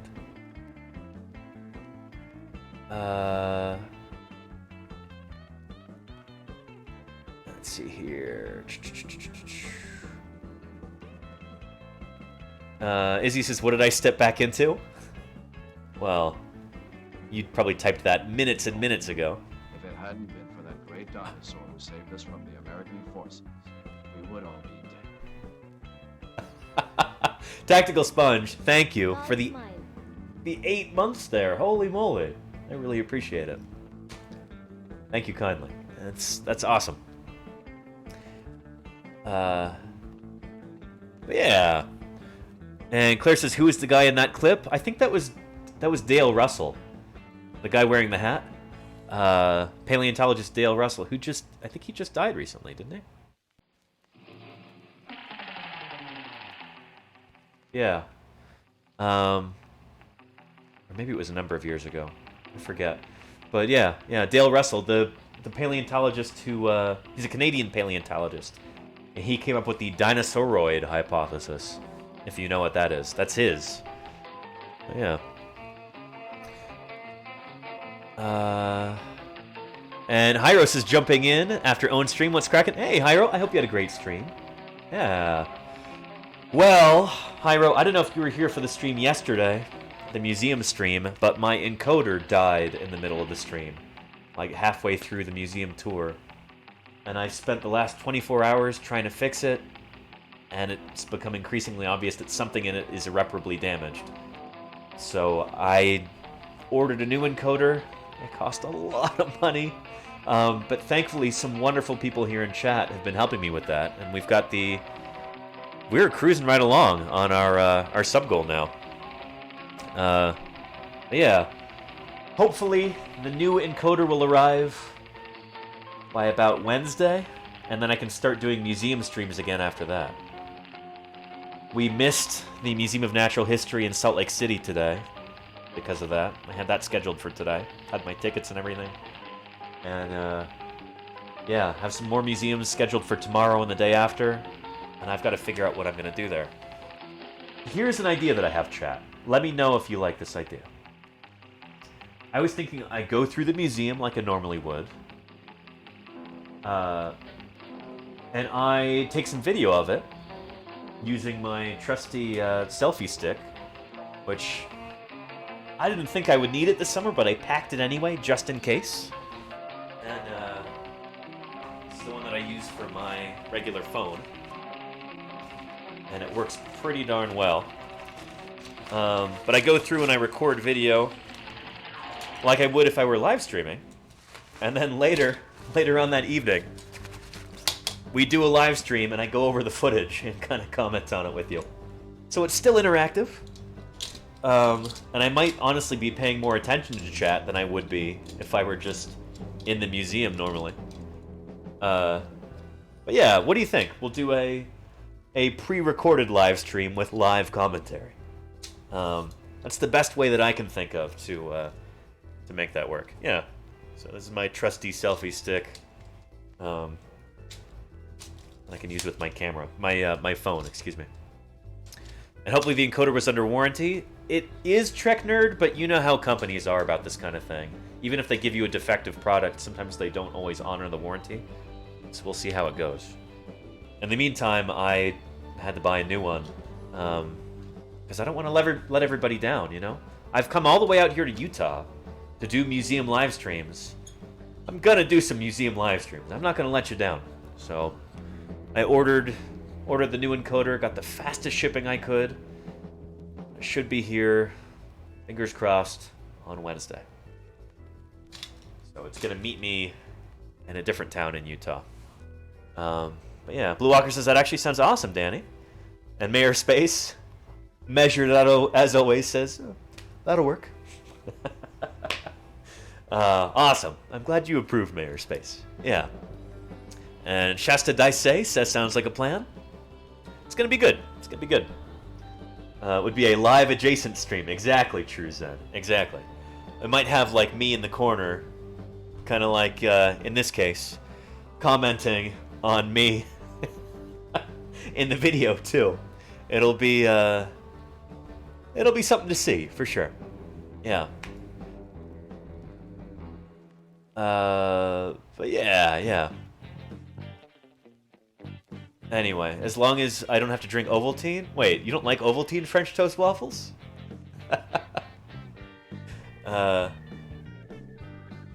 Believe it or not, it's so funny that you mentioned that. I had this idea years ago. I thought it would be really funny to get sponsored by Ovaltine.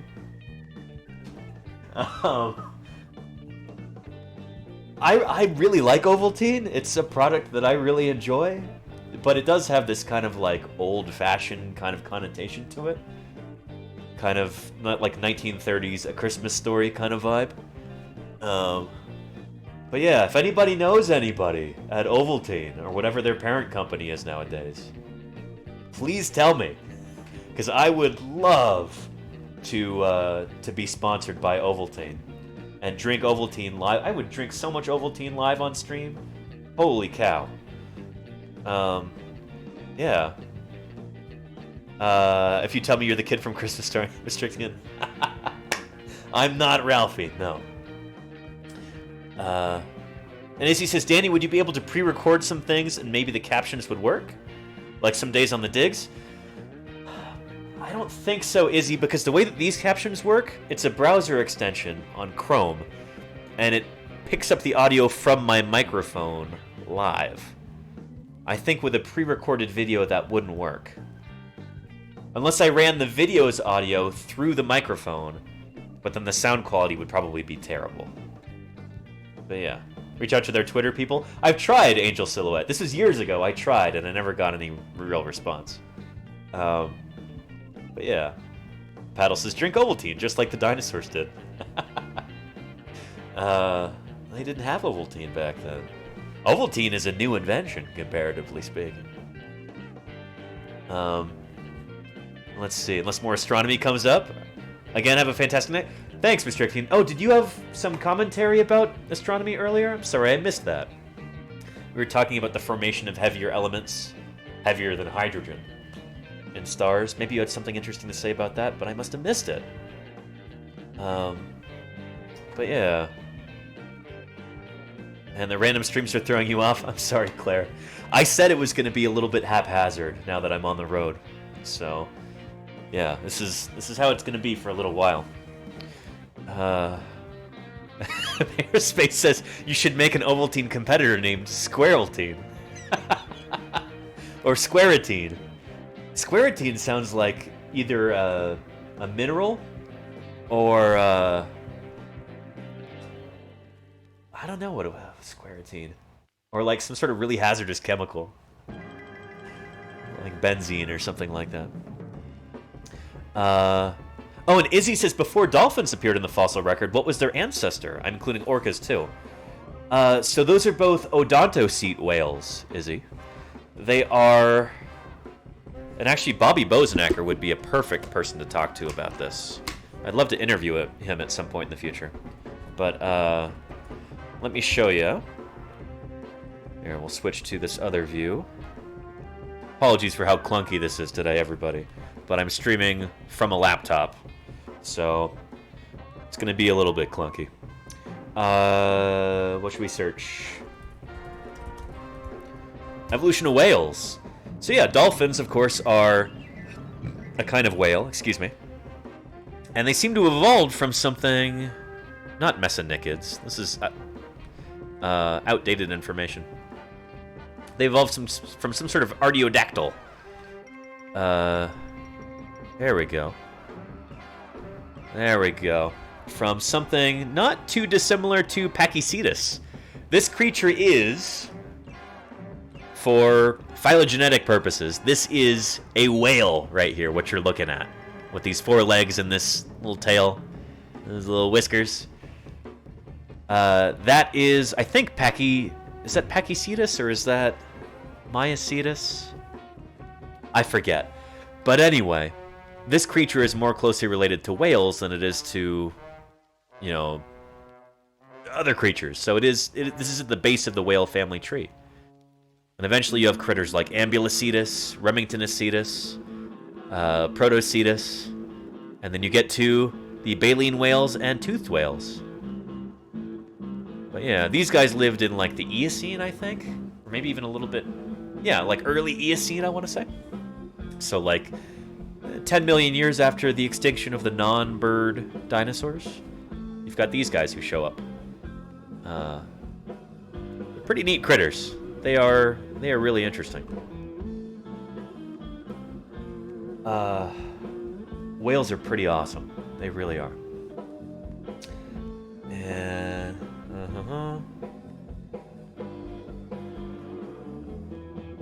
let's see. And you fulfilled that promise. Thank you, Claire. I'm trying. I was trying to say benzene. I was, low cupidity. What did I say? Did I say something else?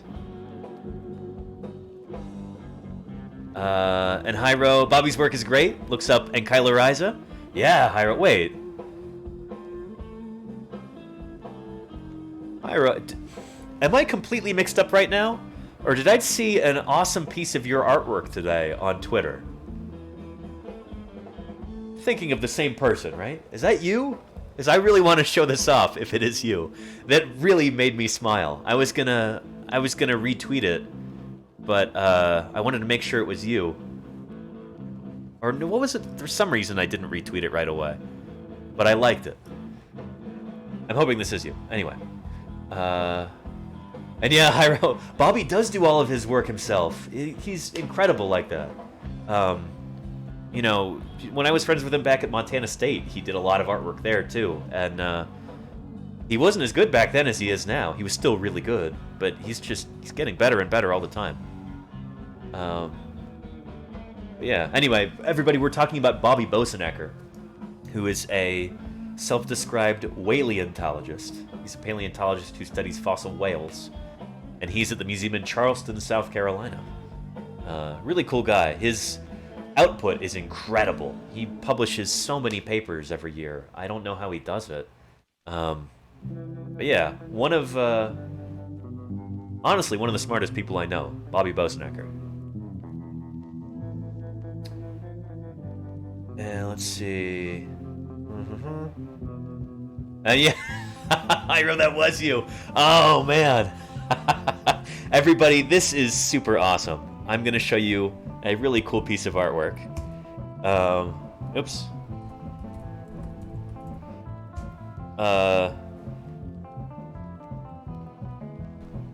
Go to... Hang on just a minute. This is clunky. I gotta switch back and forth like this. There we go.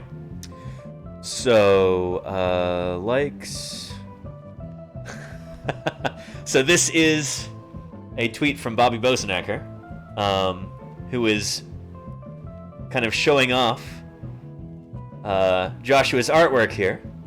Everybody, give Joshua a follow if you have not done so yet. But here's the original image. You're probably familiar with this painting.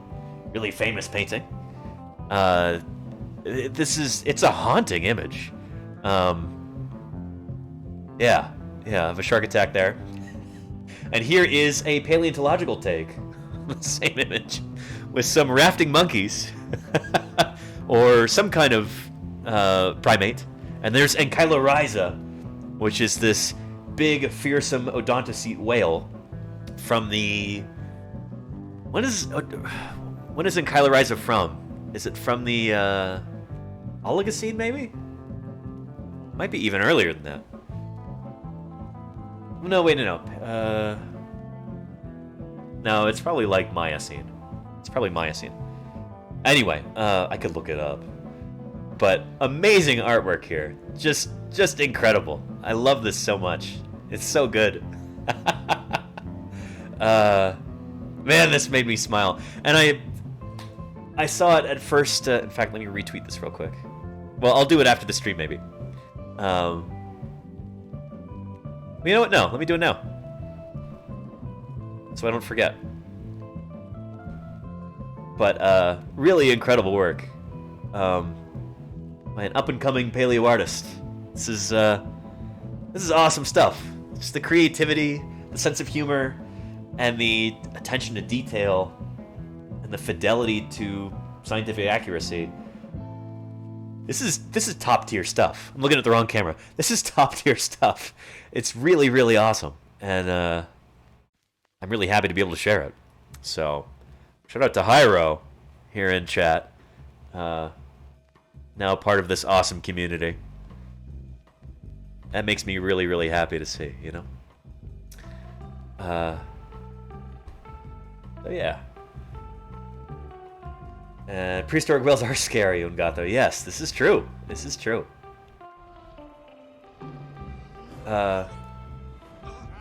Kinamara, thank you for the 10 months. Holy cow, 10 months, Kinamara. Thank you very much for that. Really appreciate it. Thanks for your ongoing support. Yeah. And I love that Hyro, like, the whole rafting hypothesis for, like, biogeography for species being distributed across oceans. Yeah. There's just so many things that come together so perfectly in that image. It really makes me smile. It's wonderful. So yeah. Hyro says, thank you, Danny. Thank you, Hyro. Thank you for the awesome work. It's really cool. I would, if you want to make some merch with that, I would definitely buy, I don't know, I'd buy a sticker or I'd buy a mug or something. I would love to have a mug with that, actually. Oh, man, that would make me so happy. If you want to set up a shop on TeePublic or something like that, you would sell some. Paleontologists would buy that, for sure. Yeah. 4.567 billion years old, Sebreb. It's easy to remember that. That might even be a little too precise. I'm not sure if we have it down that precise yet, down to a third decimal point. But yeah. And DFW says, is it a better theory than Pangea? Oh, the rafting? No, this is way after Pangea. Pangea is, like, that's like a fact at this point. We know that all the continents were stuck together. But after they broke up, like, how do creatures get from one island chain to another across hundreds of miles of ocean when the oceans are already there? And so there's usually, like, the two hypotheses you always hear are land bridges and rafting. Land bridges, it's like, oh, there must have been land there for them to walk across. Maybe sea levels dipped for a bit, and then they could walk there. Or there's a land bridge that we didn't know about or something. But rafting is the other hypothesis. It's that maybe during a big storm or something like that, some creatures get washed out to sea, like monkeys in this case, and they're clinging to a vegetation raft that drifts off to another island, and then, you know, they depart the raft and they start a new life. And they start a new population on those remote islands. I think rafting, a lot of people say it's kind of far-fetched, like, oh, how often does that really happen? But when you're dealing with tens of millions of years, even unlikely events become pretty likely when you're dealing with that length of time. And we've seen rafting occur in creatures like iguanas. So during some great big hurricanes, I think it was in the 1980s, there were populations of green iguanas. Scientific name, iguana. where they just showed up on islands that they'd never been before. And it seems that they'd been brought there during these big storms, probably on vegetation rafts. Somebody can look this up. I'm not getting all the details right, I'm sure. But yeah.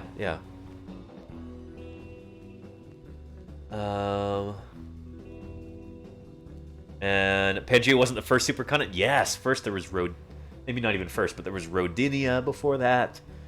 And there was another one during the Precambrian. Yeah. Earth's continents are always moving. Sometimes they split apart, and then they move to the other side of the Earth, and they come together again. And then other stuff happens, and they get pulled apart again. I mean, yeah. The thing is, the further back we go in time, the harder it is to create accurate maps of what the arrangement of the continents was like. So I think Rodinia is like... Our pictures of Rodinia are pretty...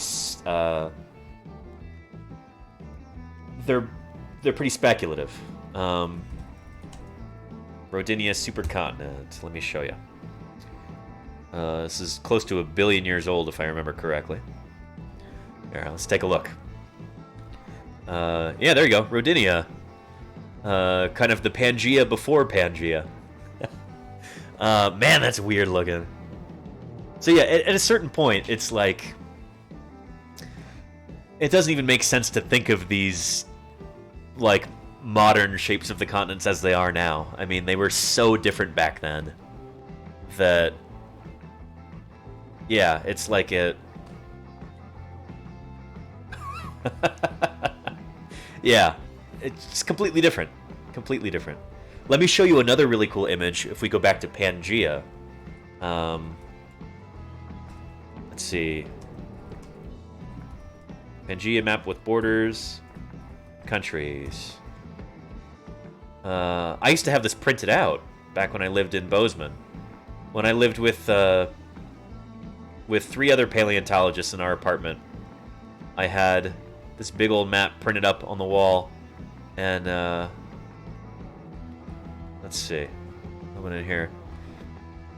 This is oversimplified, obviously, but this is like the modern countries on a Pangea map. Of course, the continents would look a lot more blobby back then. You wouldn't have the same precise, lines and everything that you see here. Everything would be squished and deformed on the actual Pangea. But if you were to plot today's continents on there, it would look a little something like this, which is really cool to think about. So you used to be able to walk from New York City to Morocco. Yeah, like it wasn't anything at all. You could walk from Brazil to Angola. Pretty cool, if you ask me. I love this image. I think that's so neat.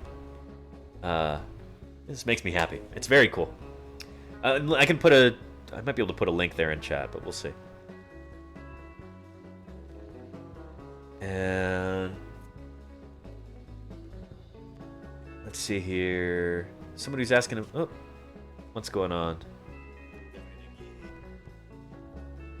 A clip opened up. Like, what is this? Window pops up and it's a clip of me playing the ukulele. I think that Claire posted in there.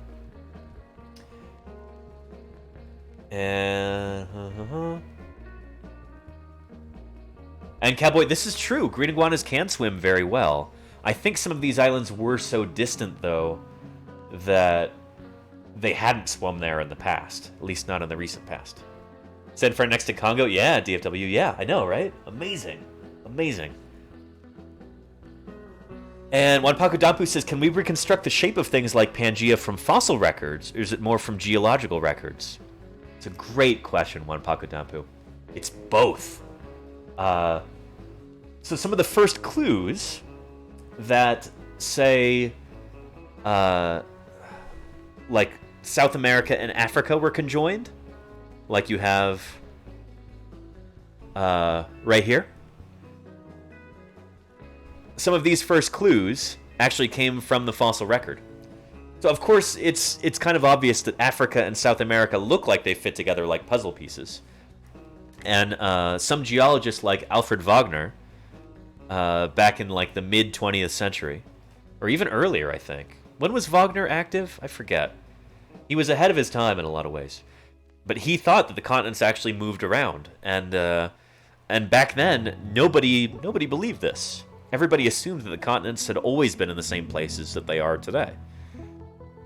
Nobody knew anything about tectonic plates or anything like that. This is kind of the old geology.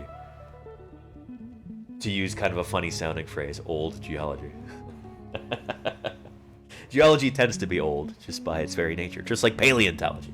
But anyway, in the old geology, before we knew anything about plate tectonics, everybody assumed that the continents were permanent. They were just stuck there in place. Nobody dreamed that they actually move around. But there were some visionary scientists who kind of suspected that continents were not stuck in place. They did move. They had velocity to them. And Wagner was one of these people. Wagner? Alfred Wagner. Wagner is the right way to say it. And there were some clues from the fossil record, too, like some fossils from South America and South Africa that are the same. Creatures like Mesosaurus, which is not a dinosaur. It's from the Permian period, I think. It's a little swimmy reptile. These were found in South America and in Southern Africa. And clearly they didn't swim all the way across the ocean to get there. This is not a marine animal as far as anybody can tell. Also, there were plants.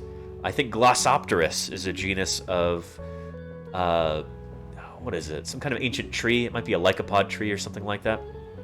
That was found in both of these places too. And so the fossil record actually gave us clues that there were populations of living things that could basically just move across the land from one place to the other. So yeah, some of the earliest clues for plate tectonics did come from the fossil record, which is pretty cool to think about. Oh yeah.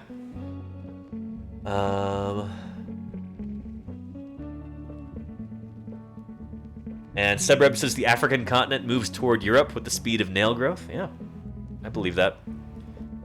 Wait, Africa's moving north? Is that right? At least parts of it are. There are also parts of continents that are splitting. On my drive out here, as I was going across what felt like the endless expanse of Nevada. Nevada is a big state, and there's not a whole lot of infrastructure there outside of Las Vegas or Reno. And so just driving through, it's just like...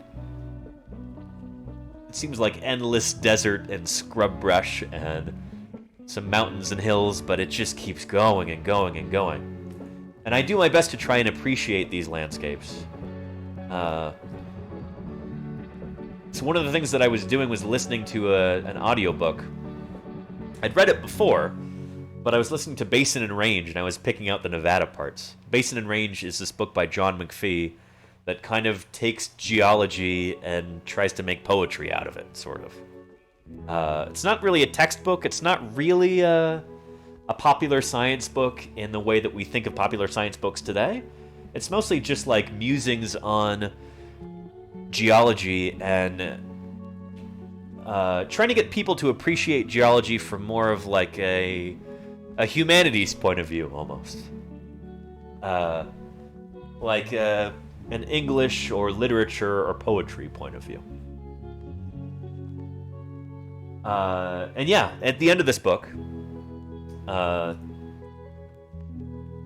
they were talking about going to this tiny little town in rural Nevada, and telling people that, yeah, one of these days Nevada is going to have an ocean running through it, because there's a rift happening in the Great Basin right there. So it'll probably cut from somewhere in Nevada down through Death Valley, and maybe down into the Sea of Cortez between Baja California and Mexico. I forget exactly. But at one point in the future, millions of years after today, California will be an island. This rift that's happening in the middle of Nevada is just going to continue and continue until eventually it fills in from the ocean. Because Salt Lake City and Reno, Nevada are slowly moving away from each other at about the same rate that your fingernails grow. It's interesting to think about. And so at the end of the book, they're recording all of these responses from people, just like regular people at the bar or at the VFW hall or whatever in this town. So like the fire chief and like the chief of police and like just like probably the guy who runs the bowling alley or whatever. Just, you know, they're all commenting on this, and some people kind of disbelieve it. They're like, "Oh, what? That's crazy." You know, stuff doesn't move like that. And some people are like, well, I'm gonna have beachfront property someday. And other people are like, well, you know, something like that could be really dangerous, so I hope people move out of the area before then. It's just funny, like, getting all of these different people's perspective on it. I hope they actually did a good job of explaining this to everyone, so that people actually understood the underlying concepts. They weren't just doing an adult version of, or a grown-up version of kids say the darndest things. Non-geologists say the darndest things. But yeah, anyway. I don't know how we got to talking about that, but let me catch up to chat.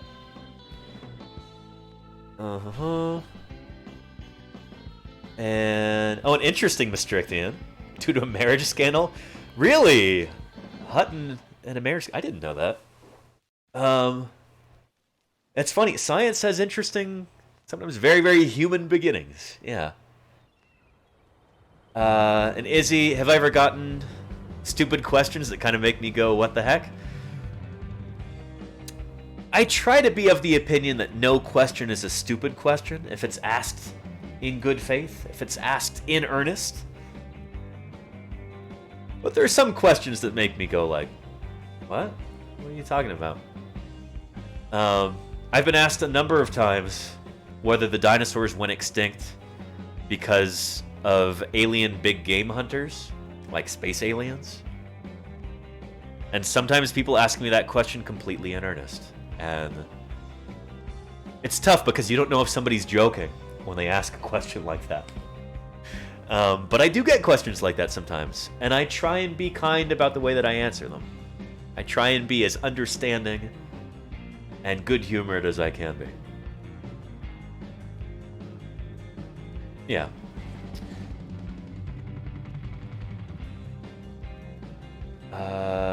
California was rifting in a separate event? Yeah, no, so California itself is rifting too, where Los Angeles and San Francisco are eventually going to meet up with one another. Because Los Angeles is moving north and San Francisco is moving south. So, but as that is happening, there's also the rift happening in the Great Basin too. That will turn California, all of California, into an island. Which is going to be cool. And there you go, Claire. Yeah, the earthquake, that earthquake clip.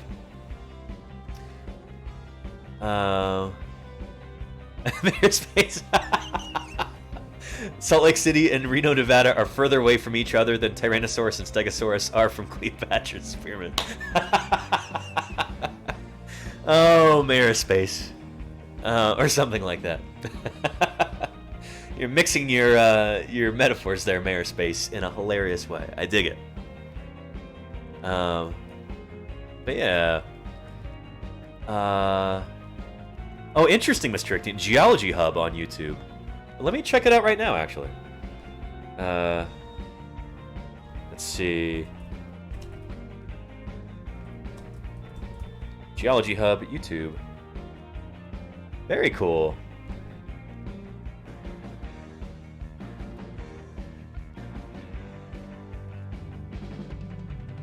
Why is this taking so long to load? That's not a good sign. Is this the right one?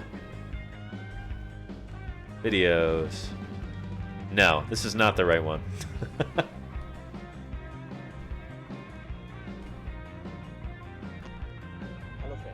This looks right. Oh, pretty cool. I will put a link here in chat for everybody. And, wait, 0 comments. Is this right? I was kind of assuming it would be bigger. Maybe I've got the wrong one. But yeah.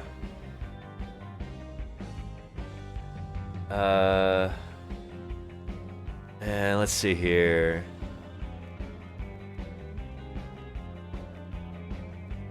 He puts out new videos almost daily. Nope, hang on. Yeah, post a link in chat there, Mr. Icknian. I'd love to see it. There's like 3 different geology hubs. But yeah. And Little Cupidity, what are you talking about? You lost me.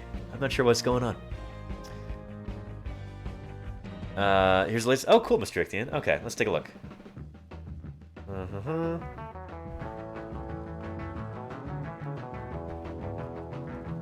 And it's... I've got ads and everything. I'll watch it later, because it's showing up in the wrong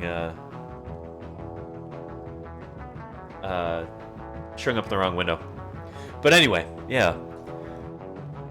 How long have I been streaming now at this point? Let me check here.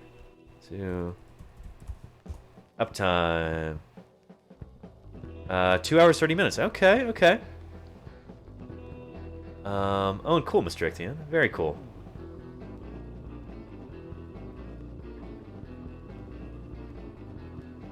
But yeah. Anyway, thank you, everybody, for such a wonderful stream so far. Let's see if we can go over some fossil news, actually, because I'm not ready to wrap this up just yet. And I'm not even that hungry yet. I'll get rid of these tabs. And then let's check on some fossil news here. Because I think we've probably got some new stuff. It's been a while since I've done a regular stream. My last one was what? Last Tuesday or Monday or something like that? We've probably got some new dinosaurs here in the mix, I would imagine. Here's a piece of wonderful fossil like paleo art. Are you familiar with the painting Saturn Devouring His Son? We'll check this out. This is Anzu devouring his son. Anzu is the big oviraptorosaur from the Hell Creek Formation. Thank you for the follow, whoever that was. Sorry, I'm looking at the wrong camera. Thank you for the follow, whoever that was. I appreciate it. But yeah, that's pretty awesome. And this is from whom? From Ashley Patch. At Ashley Paleo. Yeah, so give them a follow. Let me follow them real quick. Pretty cool. That's wonderful. All right, let me see if I can find some actual fossil news here.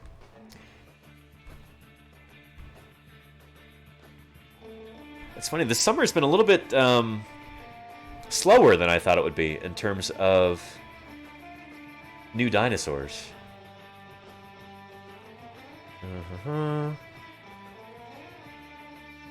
Let's protect our fossils, because if they're removed, America loses them forever. And TV Gaming Factory. Just subscribe. Thank you for the sub. I really appreciate that, TV Gaming Factory. That's wonderful. Thanks for supporting this broadcast. Thanks for supporting Science Outreach here on Twitch.tv. Welcome to this august band of subscribers. I think you'll really enjoy those emotes. They're a lot of fun. Yeah, and that is a riff on the Saturn Devouring His Son painting. Exactly, Echidna. Yes. Yeah. And Lady Mutare says, how bad are the fires out there now, Danny? I don't know, Lady Mutare. I've not seen any evidence of any fire yet. I drove from Oakland up through Sacramento and then Lake Tahoe and then down through Nevada and Utah. And I've not seen a hint of any fire yet so far. You gotta... Lady Mutare, I don't know where you're from, but I often have to tell people from the UK that the American West is huge. Like, almost any one of the states that make up the West here in the US are bigger than the entire UK. So, yeah, it's an enormous, enormous place. It took me about, I think, 16 hours to drive to where I am now, in Salt Lake City, from Oakland. So imagine driving 16 hours just to get maybe a fifth of the way across the country. Yeah. Fires are hiding from Danny. You're imagining Marlon Brando on a surfboard, Un gato durmiendo. Yeah, surf rock Godfather theme. When you get further west, Danny, you'll hit the smoke. The biggest smoke makers along the Idaho and Montana border. Oh, okay, yeah. I guess if I go north, then yeah, yeah. And Echidnas is almost as big as Australia. The U.S. is bigger than Australia. I used to think Australia was bigger, but no, the United States is bigger. And Nin Player says, how do you feel about Jack Horner trying to activate certain genes in a chicken to try and turn it into a dinosaur? I'm all for it, yeah. The Dino Chicken Project. So, one of my roommates is actually part of the Dino Chicken Project laboratory. And Dana Rashid, who's the head of the Dino Chicken Project, I once accompanied her on a trip up to Kalispell, Montana, so we could collect some emu eggs from a farm up there. It was really cool. The really cool thing about the Dino Chicken Project is that there are a lot of really cool spin-offs that'll happen if the project continues to receive funding. I mean, there are certain diseases that we could potentially help treat or even cure with stuff that we would learn from the stuff that we would learn about vertebral development and the fusion of vertebrae. If we could figure out how to keep vertebrae in a bird's tail from fusing together, that gives us a lot of insight on how to keep human vertebrae from fusing together and causing horrible diseases like ankylosing spondylitis. Diseases where like people's neck vertebrae just fuse together so they can't turn their head or anything. It's apparently incredibly painful, and it really affects people's quality of life. And yeah, I mean, that's the cool thing about science, is that you never really know what you're going to discover and what kind of benefits are going to result from it. As long as you're careful about it, and as long as you work in an ethical way, then the benefits can be incredible. Even something from something as fanciful as creating a dinosaur from a chicken, you know? I say creating a dinosaur, but yeah. Maybe that's what we should do, actually. Maybe we'll watch the 60 Minutes piece about that. It's been a long time since we've done that. Dinosaurs became extinct. Who is this? They no longer knew how to love each other. Little Bugorf. Is that correct? Exactly. I certainly wouldn't want our species to end the same way. Little Bugorf, thank you for those 9 months. That's a Twitch baby right there. Thank you for your ongoing support. That means so much to me. Hope you had a good day, and I'm glad you're here now. Yeah. And Sebreb, alright, you gotta go. Thank you for hanging out with us. And hope you get some good rest. Maybe I'll see you tomorrow, if I stream again tomorrow. Genetically creating a faux dino is definitely a probability. Who knows? Maybe in a few decades? Maybe, Mr. Ecthian, yeah. Yeah. But yeah, here. Give me a 3 in chat if you would like to watch a 60 Minutes piece with me. I'm not in the 60 Minutes piece, but some of my colleagues are. A 60 Minutes piece about the Dino Chicken Project and about paleontology at Museum of the Rockies. We've got some 3s. Okay, okay. And Hyro, you've got to get some sleep? Well, you sleep well, and I'll see you around, Hyro. Thank you for the amazing artwork, by the way. You are very talented, very creative. You've got a bright future ahead of you. Absolutely. But yeah, we're getting some 3s there? Okay. We could watch that now, or we could watch a video specific to the Dino Chicken Project. I'm thinking I might want to save the 60 Minutes piece for right before we visit Museum of the Rockies. Right before I do a live stream from there. It might be a little bit more topical, or at the forefront of people's minds, you know? Because it's all about the paleontology program at MOR. So let me see if I can find another Dino Chicken Project video. Maybe we'll find Jack Horner's TED Talk about that. And we can watch that. Let's see. Jack Horner, Dino Chicken. There we go. Let me switch scenes here. There we are.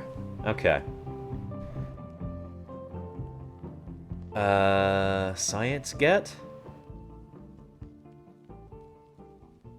I don't know if that looks great. Let's just watch the TED Talk real quick. Yeah. Or no, let's watch Dana's video about this. Let's give Dana some actual credit, since she's the one doing the work here. She didn't write a book about this like Jack did. It wasn't necessarily her idea in the first place, but she is at the cutting edge of this science. So let's watch Dana Rashid's TEDx talk all about this. And I will pause our regular tunes. Let me know if the volume level is okay.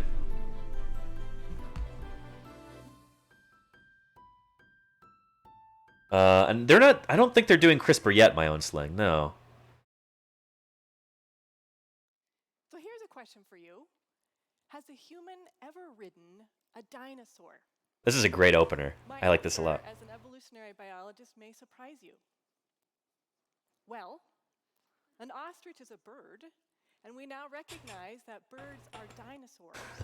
So by riding ostriches, yes indeedy, humans have ridden dinosaurs. Why anyone would want to ride an ostrich is a completely separate question. Why not? It'd be awesome. But what's wrong with the panel on the left? Time. Time is what's wrong. This sort of non-avian dinosaur went extinct tens of millions Thank you, Dren. before humans ever came on the scene. Time and its relation to evolution is one of the things I'll be talking to you about today. Let me know if that's good. But before I go any further, I'm going to... And you can't hear it at all, Claire? No volume, it's pretty quiet. Okay, let me turn it way up, everybody. And let me go back to the beginning. Man, that's really loud in my ear.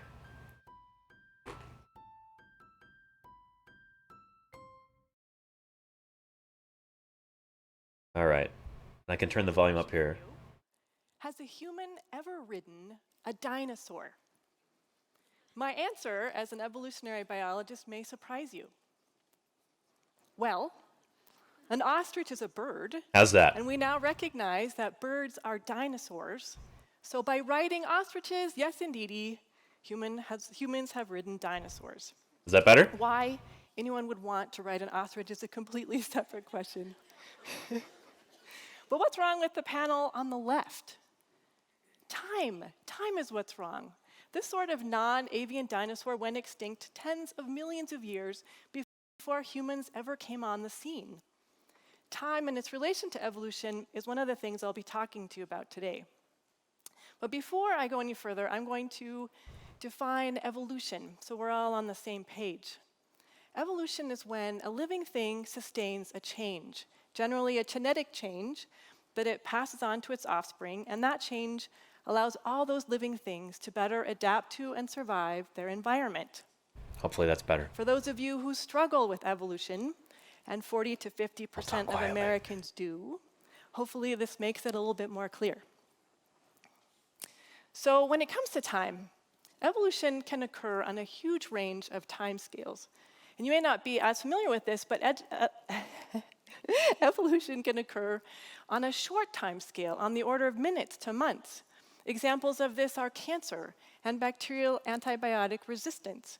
If you think of cancer, a cancer cell is a living thing that undergoes one or more genetic changes that allow it to escape its confines, migrate to distant sites, reproduce a bunch of times, thereby passing on those changes to its offspring, and ultimately form a tumor. I'm not saying all living things are tumors, but we are like them in some ways. So the evolution you are probably more familiar with is evolution on a long time scale, years, even billions of years. It's the exact same process as with cancer, but instead of just a couple of changes, we're really looking at millions of changes.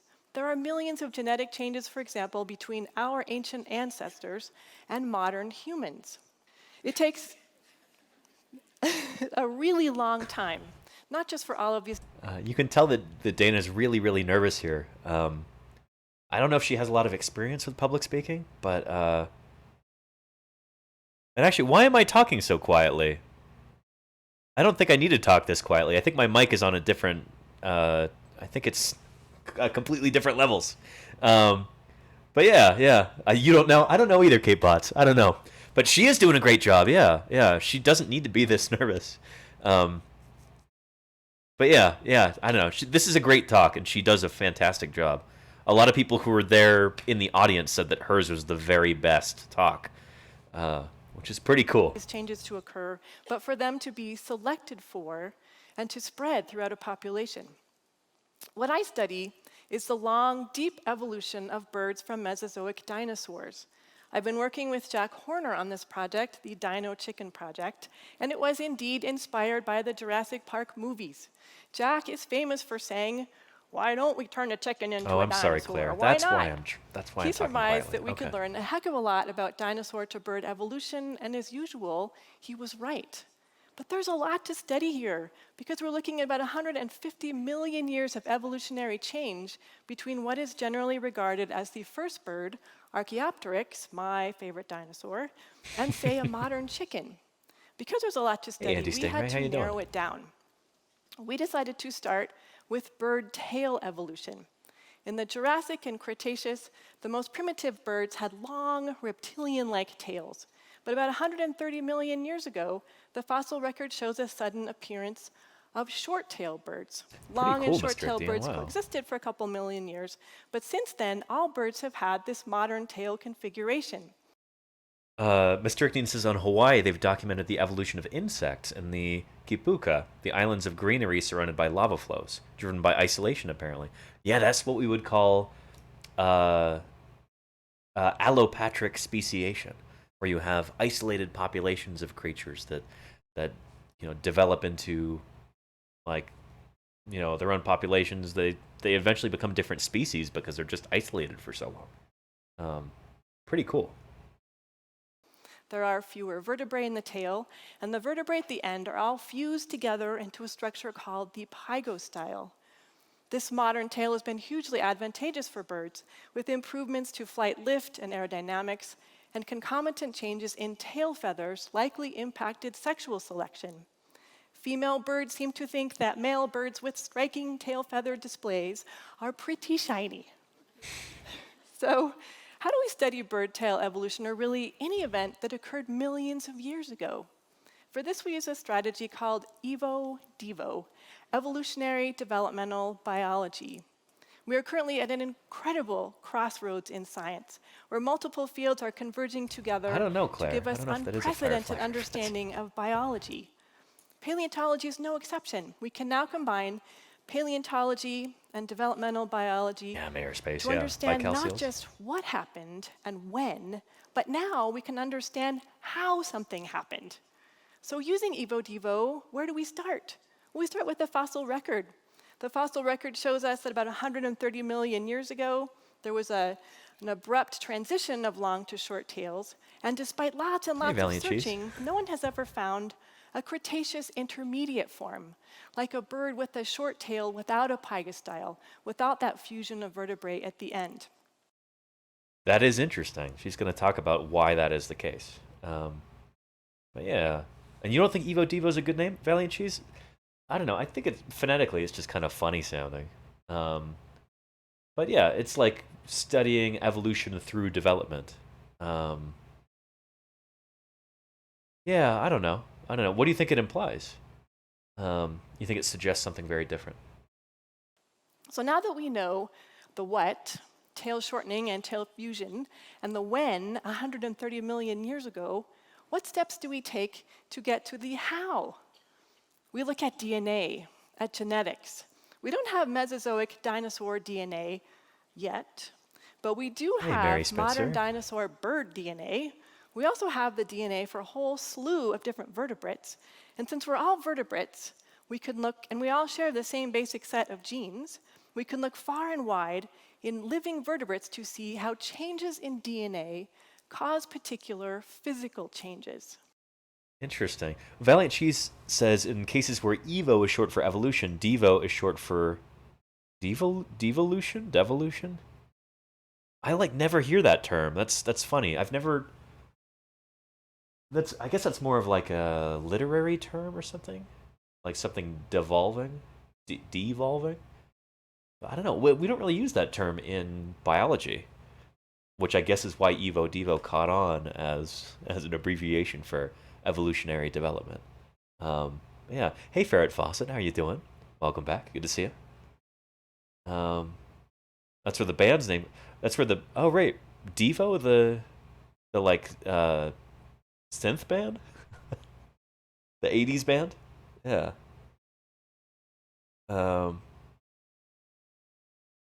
Let's see. Development as it evolved. Basically, Ferret Fawcett. Well, it's like studying evolution in conjunction with development of like ontogeny recapitulating phylogeny. If you've ever heard that phrase before. Yeah. What do I think about juvenile Scelidosaurus looking like Scutellosaurus? It's probably the case, ecdinos.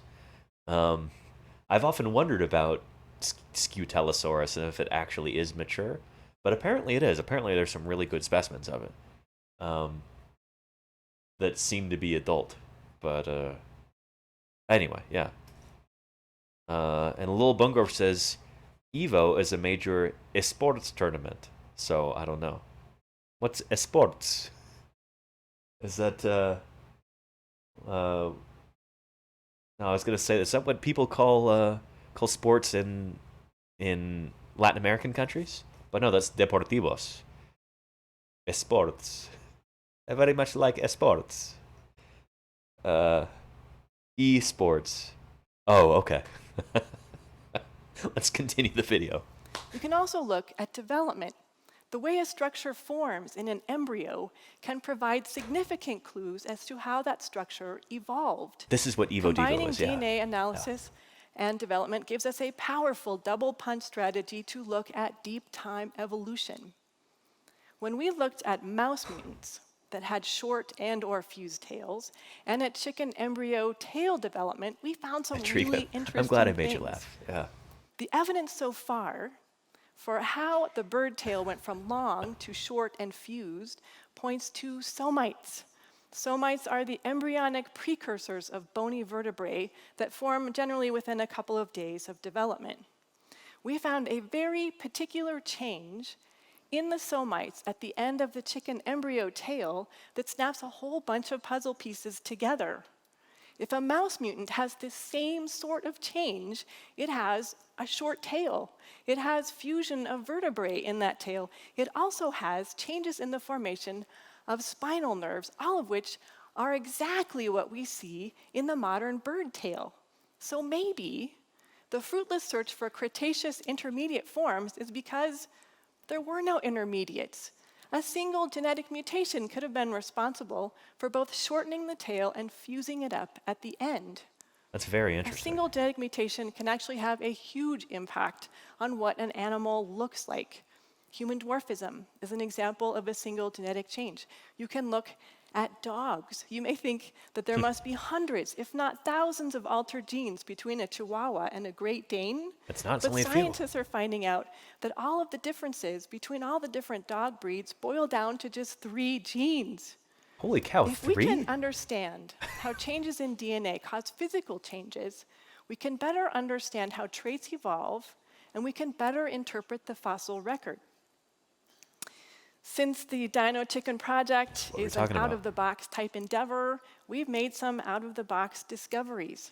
One surprising finding is a correlation with ankylosing spondylitis, a human disease where your vertebrae fuse together and the discs between your vertebrae can erode. It's around ankylosing. So yeah, here's actually another tie to dinosaur paleontology. You know, I've talked a lot about ankylosaurs on this channel, the armored dinosaurs. And the root word there, ankylos, that means fused. So like ankylosaurs, they're the fused lizards. They're named after their skulls being so tightly fused together. All the bones in them just form this like big solid armored box. So that's what ankylos means. In this case, ankylosing spondylitis is like fusing of, the vertebrae. Spondyle is like, it's either the Latin or Greek root meaning like backbone or spinal column. So yeah. spondylitis, a human disease where your vertebrae fuse together and the discs between your vertebrae can erode. It's a rather horrible, debilitating disease, and it looks a lot like the fusion of bones at the end of the chicken tail. Since there's no good animal model for ankylosing spondylitis, we're proposing to study it in the chicken. Who knew? That's so cool. Following all of these clues in genetics and development makes me feel like a detective in my very own whodunit story. Like detectives, we as scientists have hunches or hypotheses as to how we think something happened or how something worked. I can tell you I've had many, many hypotheses, and I am almost always wrong. But I don't mind.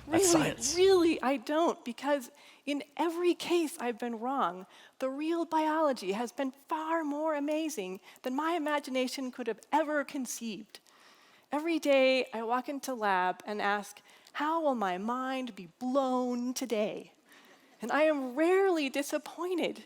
This reverence for nature I've had since I was a kid, when I found out that the world is actually billions of years old, and we didn't just magically appear, but we, like every other living thing on this planet, have long and rich, varied and beautiful evolutionary histories. It's been an incredible privilege working on this project, and it's been an absolute privilege talking to you today. Thank you. One of my very favorite TED Talks. Dana's such a cool scientist, and I'm really happy to be able to share that with you, everybody. Really, really neat. Here, let me turn down my desktop audio a little bit so I don't blow everybody's speakers out, and then continue our music. There we go. Yeah. But yeah. Spondylolisthesis? What do you mean, Devil and Mrs. J? What is that? How's my music volume, by the way, now? Is it good? Yeah. And Dren says that was great. I'm glad you think so. Yeah, yeah. You know, you could tell that she's nervous, but it really just kind of makes the whole thing more charming. This is a perfect example. Right there, Dana Rashid coming out of the laboratory and doing science outreach, talking to regular people. I mean, this is what scientists should do, you know? So yeah, she sets a really good example there. And you can just feel her passion for her work. It's palpable. Most of the most passionate people I know are scientists. And I feel like the more the general public sees scientists be passionate about their work, the more we as scientists become relatable as human beings. And the less far off and esoteric and scary science seems to regular people, you know? I think the past year has really shown how a public mistrust of science is a really dangerous thing. In the age of like a global pandemic, I mean, we need to have regular people on board with science, or things don't go well.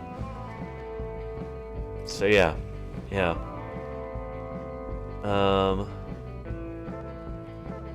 And yeah, science outreach and communication are underappreciated. Agreed, my own slang. Agreed. Yeah. And my own sling says, I would love to see more science communicators. Me too, my own sling. I think it's important, though, not to create this new class of people, like this new job, like science communicator. I mean, it is really important to communicate science. I think what we need to do, other than like training specific people to go out and communicate science so that scientists can stay holed up in the laboratory, what we need to do is combine those. Like, people with media training who might go and become science communicators, let's get those people involved with research. Let's get them actually doing the stuff that they're talking about, not just talking about it. And for scientists who are already doing this work, let's have them out there actually talking to the public, you know? These two things shouldn't be separate, science and science communication. I feel like it needs to be brought together. I feel like that's really the best option here. Especially when you realize that... Well, I'll show you a study real quick. Let me pull this up.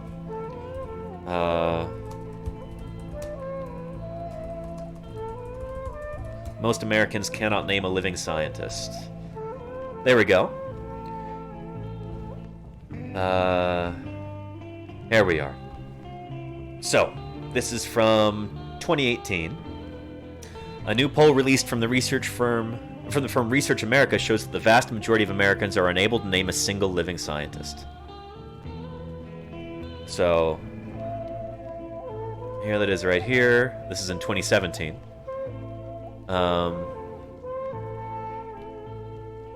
Let's see here. There we go. That's the one. This is the pie chart we're looking for. 81% of Americans surveyed could not name a single living scientist. And those who did, 27% of that 19% named Stephen Hawking. Well, I'm sorry to inform everybody, but that would no longer be a valid answer today. Because Stephen Hawking died. He's no longer a living scientist. A lot of people could name Neil deGrasse Tyson, 19%, or Bill Nye, 5%. I asked my mom this question when I saw her just a few days ago. I was talking about how most Americans couldn't name a single living scientist, and she says, "What about Bill Nye the Science Guy?" I'm like, hey, that counts. He's published scientific papers. I'd count him as a scientist for these purposes. So yeah. 2% said me. I love that. 2% of people surveyed were scientists. But yeah. But this is the thing, is that if we do continue to kind of draw a distinction between science and science communication, if we have a new, like, class of science communicators who are not themselves scientists, problems like this might not be helped as much as if you did, you know, have scientists reach out to the public more, you know? But at the same time, let's get, you know, people who call themselves science communicators, let's get them actually involved in science too. We shouldn't have this divide there, you know? But yeah. And let's see. And Claire says, does Bill have a PhD? I do think Bill Nye has a PhD, but I think it's in engineering. Altimeter error. To that. Thank you so much for your support. I thank you for your enthusiasm, for your cheers. That's wonderful. Yeah. Izzy says Jane Goodall is my hero. She's an amazing scientist. Yeah. And there you go, Avarice Clarite. Yes, there you go. She didn't say you, Tumor Boy. She didn't, no. And I told her, like, Mom, you could have said me. But yeah. But anyway. Why is Einstein not on there, lol? Lol Bungarf, because it's living scientists. Einstein, sorry to break it to you, but he dead. He's been dead for a long time.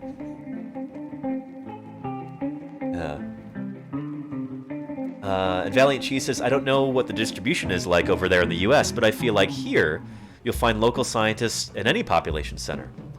It'd be nice if the focus was on them rather than celebrities, says Valiant. Where is here? You're in the... Are in the UK? Are you in the UK? Are you in Canada? I forget where you're at. Are you in Australia? I've got a lot of viewers from a lot of cool places. Just look at that thing. It's not going to be friendly to us. Diagonal! Thank you for the 5 months. I really appreciate that. How you doing, Diagonal? Good to see you. Speaking of scientists. Yeah.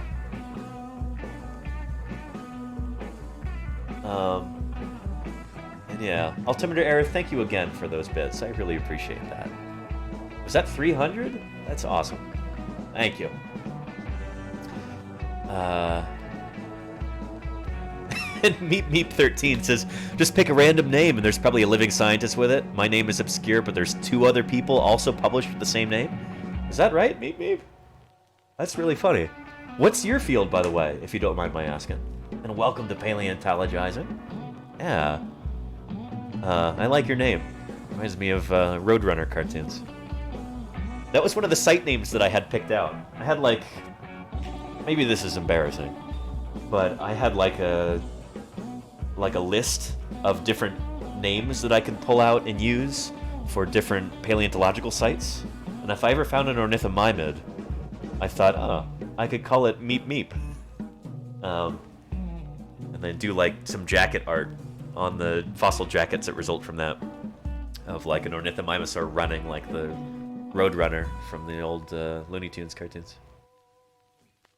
Real scientists have curves, says Kate Potts. Yeah, we're not all right angles. Yeah.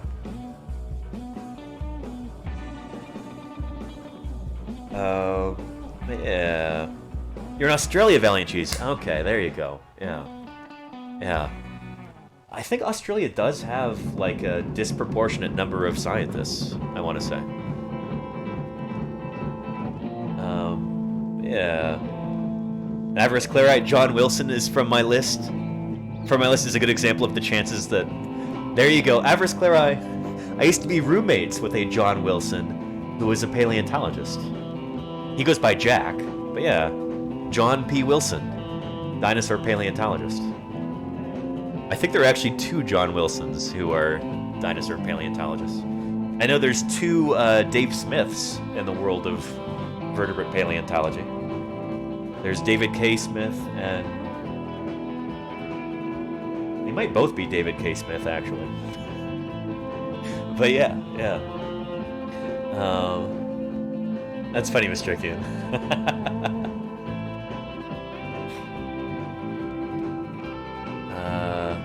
Oh, and Meep says electrical engineering, but originally majored in paleontology. Very cool, Meep. Wow. Well, welcome to Paleontologizing. It sounds like you're in the right place. Holy moly. Great to meet you. Yeah, so glad you're here. And speaking of electrical engineering, you should watch the VOD from yesterday. And Iocane Powder, hey! Welcome to Paleontologizing. How you doing?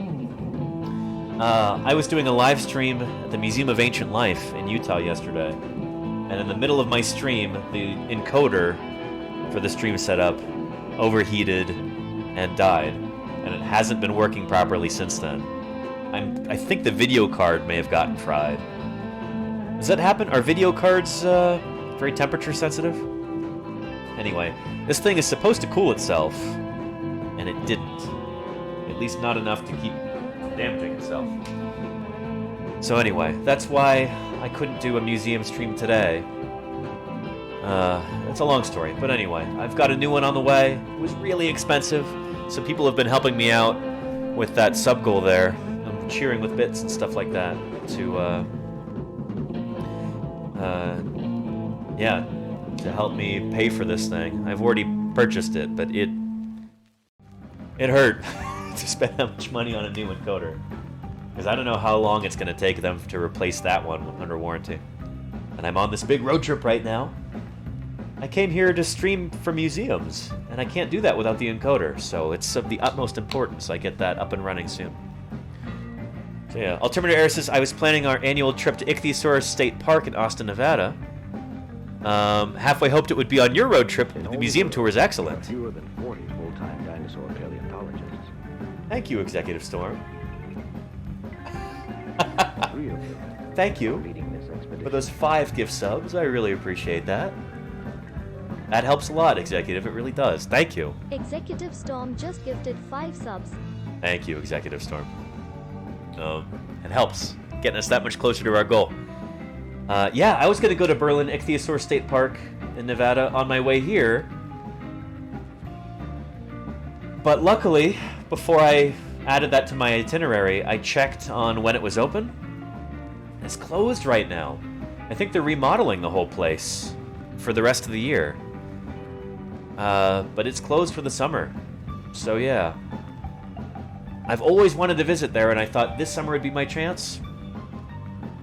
But it was not to be. So yeah. Someday I'll see if I can go and do a stream from Berlin Ichthyosaur State Park in Nevada.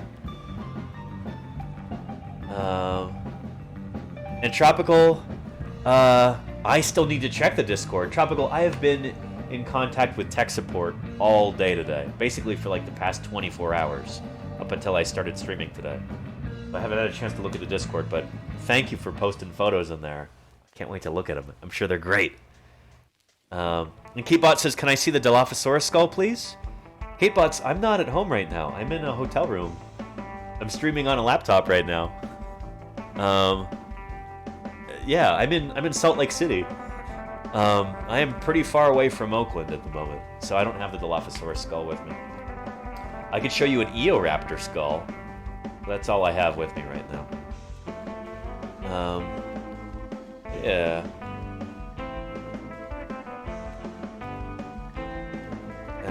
This hotel room has a disproportionate number of scientists.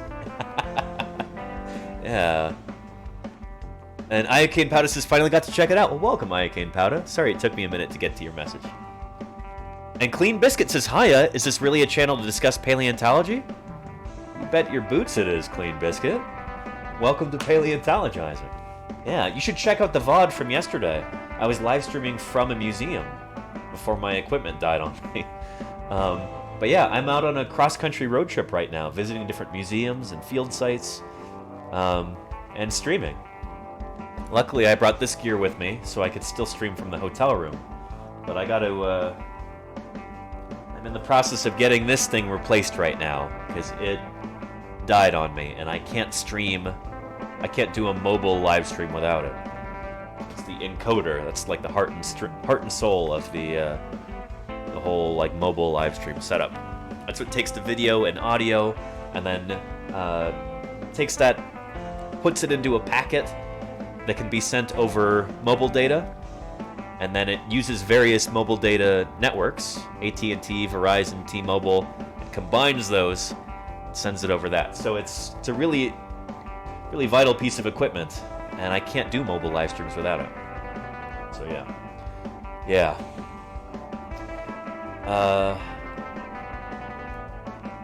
And Devil Mrs. J says, someone's a Princess Bride fan? They are?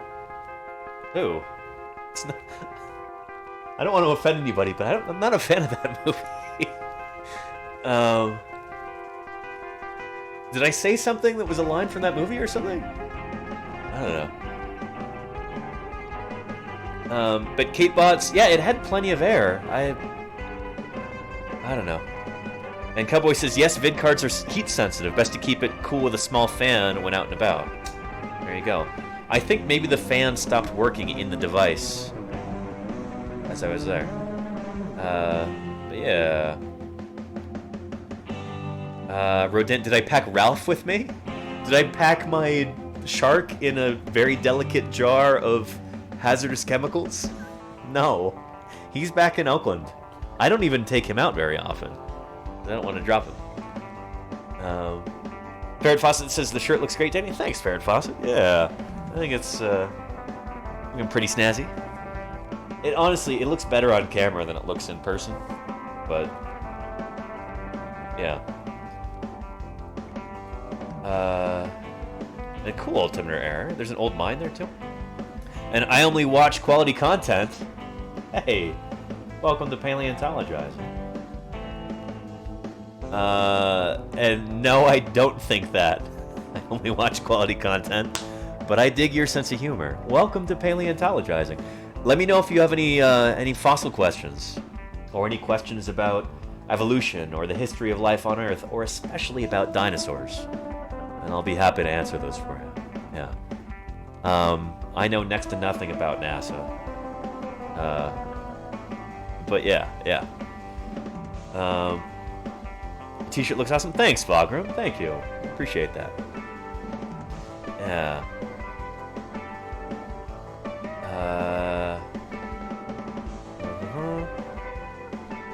And, oh, and Claire, I must have missed this from Clean Biscuit. It says, well, I'm from a North American city on the Pacific Plate, best known for its Miocene mammals. That should be a giveaway.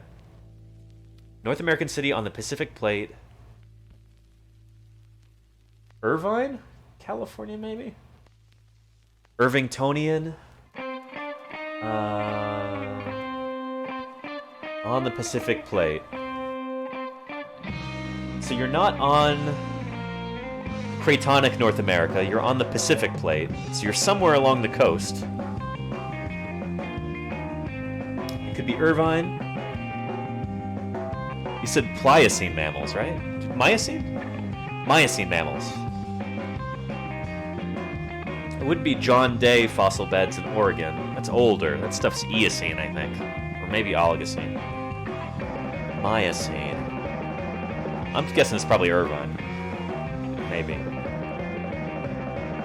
Shoot, I don't know. I'm not a Cenozoic guy. You can put me on the spot.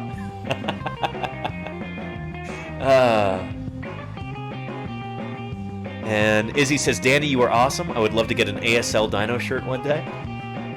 That would be awesome. Izzy, that's a great idea. And Mayor Space, good night to you. I hope you're already fast asleep. Thank you for being here, and get some good rest. I'll see you next time.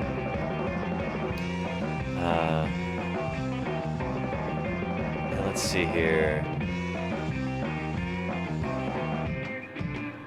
And I'm interested in fossils as well, dude, just not as a job, though. Maybe if I lived in a more fossil-rich country. But yeah, I wonder where you're at. Every country has its fossils for the most part. But some countries have more fossils than others. It's definitely true. Yeah. And Mr. Ictian, I'm sorry to hear those of 2 vintage dinosaur books have disappeared mid-journey. I've got my fingers crossed this one shows up for you. Yeah. Yeah. Clean Biscuit says, I hope you don't consider applying for a job at the Page Museum anytime soon. No, I'm not qualified to, well, I don't know. I am a paleontologist, but I don't work on Pleistocene fossils. I don't work on mammals. I don't want to take a job away from a mammal person at the George C. Page Museum. Yeah. And Un Gato Durmiendo says, how do you become a paleontologist? Was it difficult to find a job opening? I hear the job market is tough for academics. It's tough for academics. It is especially tough for paleontologists. Holy cow. So I don't actually have, like, a paid job as a paleontologist right now. I work freelance. Twitch, actually, this is my main source of income at the moment. So yeah. I guess you could call me a paleontologist who streams. That's how I make my living right now. I've got some money saved up from teaching. So for the past 2 years, I worked as a teacher in early childhood education. And, that's how I made enough money to live on.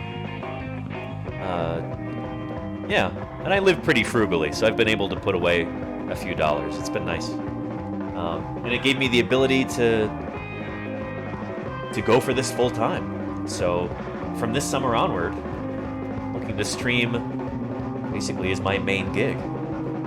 If something else comes along, that'd be great. And I would like to be able to teach 1 day a week at the same school I've been teaching at. But streaming,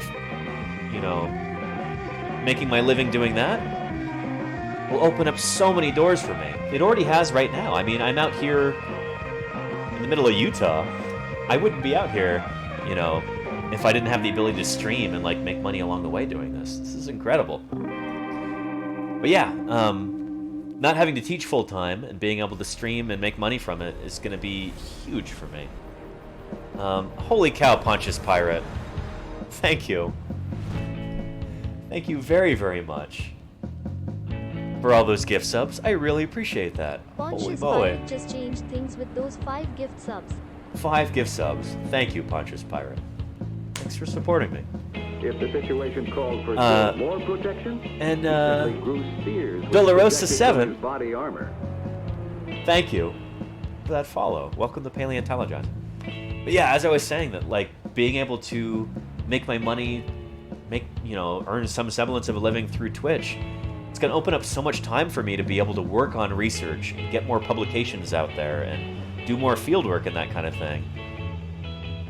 Hopefully more so than most academics do.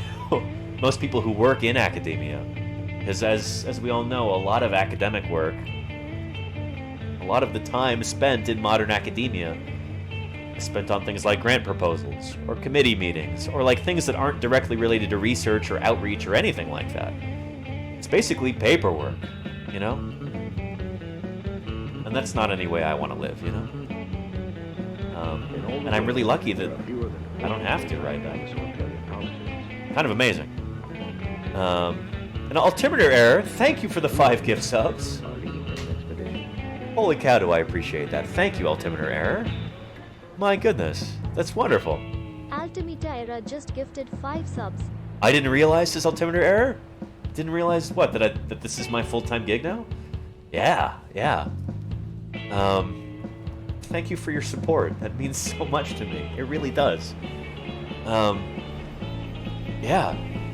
And Executive Storm, holy cow! Thank you for those 5 other gift subs. It's what, like, how many is that today, Executive Storm? Thank you.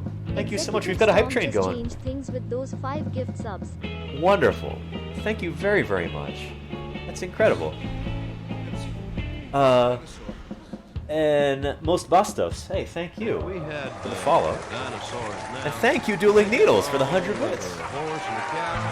Appreciate that. Thanks for those cheers. That's wonderful. Thank you, everybody. Holy moly. Devil of Mrs. J. Thank you for the 100 bits. Thanks for contributing. Thank you for my future endeavors. Another one, Kamina. Thank you for the 100 bits. I am so happy that you are able to enjoy what you are passionate about. Kamina, that means that's so sweet of you to say. I really appreciate the support. You know what, everybody? When I started off this morning, like when I got up this morning, I was pretty bummed out because I wasn't able to do I didn't think I was going to be able to do the museum stream today, which I wasn't able to because the encoder died. I don't know. It's like I felt like I came all this way only for things to not go well. But now that I have a new one on order and I've got the support of all these wonderful people here, Avarice Clary gifted C1 Spring a subscription.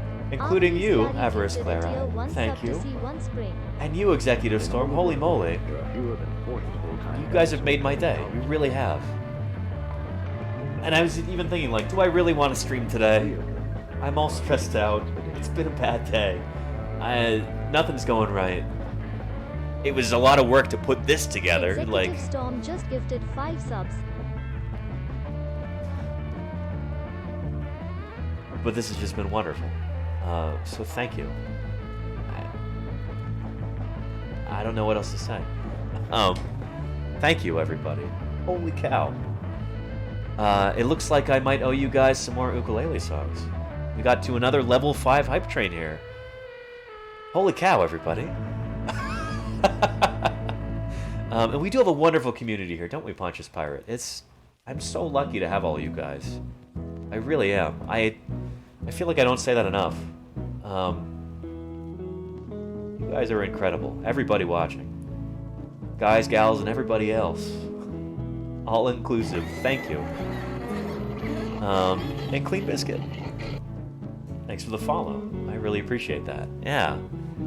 Dougie Fresh says, Danny, we got you. Thank you, Dougie Fresh. That means so much to me. Honestly, I don't know how else to say it. Your support means the world to me. It really does. And I would not be able to do this without you. Yeah. It's funny, I was thinking about this the other day. How Twitch really kind of changed my life. Being able to do broadcasts like this and have people watch and and have people participate and ask questions and you know, this has opened up so many opportunities for me, and I'm hoping it'll continue to do that as we go forward. Yeah. Being the... I hope this doesn't sound hoity-toity or highfalutin or anything. But, My Own Sling, holy cow, 10 subs! Thank you so much, My Own Sling. Thank you kindly. Really appreciate that. Last time I played with dinosaur. Thank you, My Own Sling. My Anyway, I own was gonna sling say... just gifted 10 subs. Being able to, like, become, as far as I know, the world's first, like, full-time live streaming paleontologist. It's a very specific category, you know? As far as world records go, that's one of the most minuscule there could be. But it means a lot to me, and I really appreciate every single one of you who've helped me, you know, get to this point. And yeah, even when things don't go super well, like when your mobile live stream encoder dies in the middle of a broadcast in the middle of a dinosaur museum. Still, to know that I have the support of all of you wonderful people, it just lifts my spirits and warms my heart. It really does. So thank you, everybody. Holy cow. On T Gaming Factory, thank you for saying that. Hey, still, you can't stop me from being grateful. I want you to know how much I appreciate every one of you, so thank you. Thank you so much.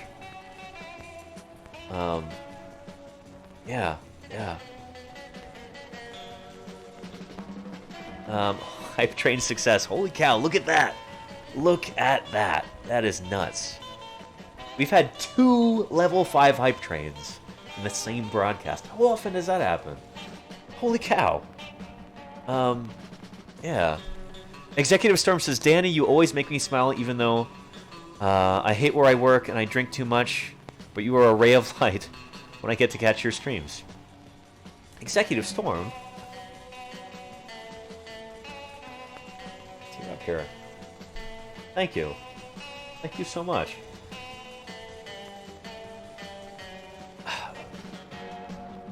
Really kind words, and, yeah. Let me get the ukulele out real quick. And, yeah. Thank you, Dougie Fresh. Holy cow.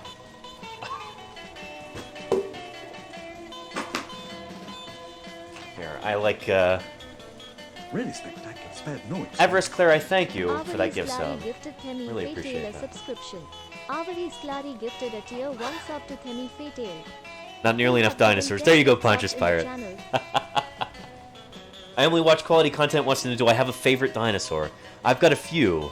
I've got a command for that, actually. Somebody type in !FAV dino. Yeah, I've got a few favorite dinosaurs. I should update that list, because I think I... why is that not working? That's odd. There we go. There it goes. I should add Triarchunkus to that list, because that's one of my dinosaurs. Meaning, like, I'm on the author list for that dinosaur. So... Anyway. Let's, I think it's about time to maybe wrap up the stream pretty soon. So I'm going to pause this real quick. And,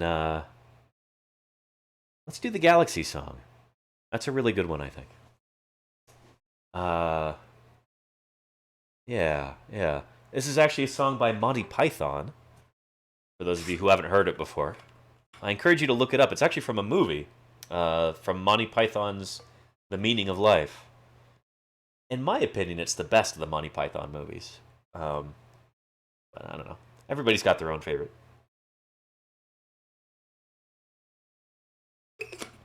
There's no dinosaurs in this song, but it does deal with big numbers, It deals with deep time. It deals with the vastness of the universe, and our very small but very special place in it.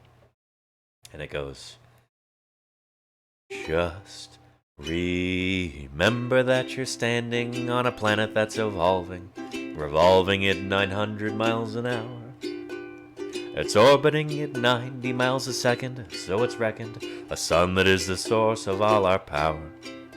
Now the sun and you and me and all the stars that we can see, they're moving at 1,000,000 miles a day in an outer spiral arm 13,000 light years wide of the galaxy we call the Milky Way.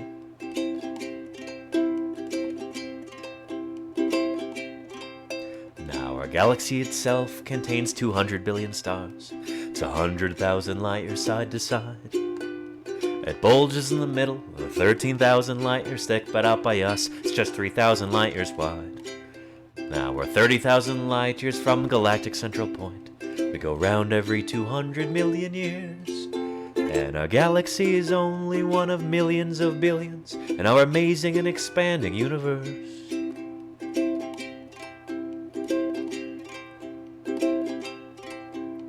Whoa, whoa, whoa, whoa, whoa, whoa, whoa,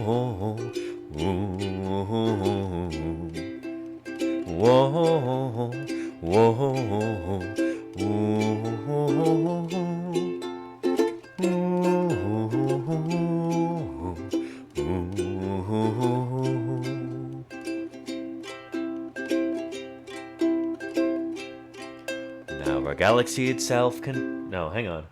Now the universe itself keeps on expanding and expanding, in all of the directions it can whiz. As fast as it can go, the speed of light, 12,000 miles a minute, and that's the fastest speed there is. So remember when you're feeling very small and insecure, how amazingly unlikely is your birth. And pray that there's intelligent life somewhere up in space, 'cause it's hard to find down here on Earth. There you go, everybody. Thank you for that level 5 hype train. I really appreciate all of the amazing support of this community. Just truly extraordinary. Yeah, and we're and Clean Biscuit wants to know, is that a plesiosaur on the ukulele? I'll show you in just a minute. Good Eye is a Mesozoic marine reptile, but it is not a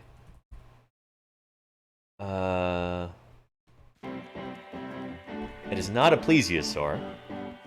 It's an ichthyosaur. Check out that right there. When I first got this ukulele, of course it's got this on it. It's supposed to be a dolphin, but I said that dolphin's got a vertical tail fluke. It's not a dolphin, that's an ichthyosaur. And so I put an ichthyosaur decal on it. Anyway, I'm gonna go ahead and wrap this up, everybody. Who can we raid? It's getting a little bit later here, and I gotta make sure that I'm not making a lot of noise here in the hotel. So hang on just a moment, and let's see, who can we raid? Who would appreciate a bunch of science-appreciating people coming into their channel?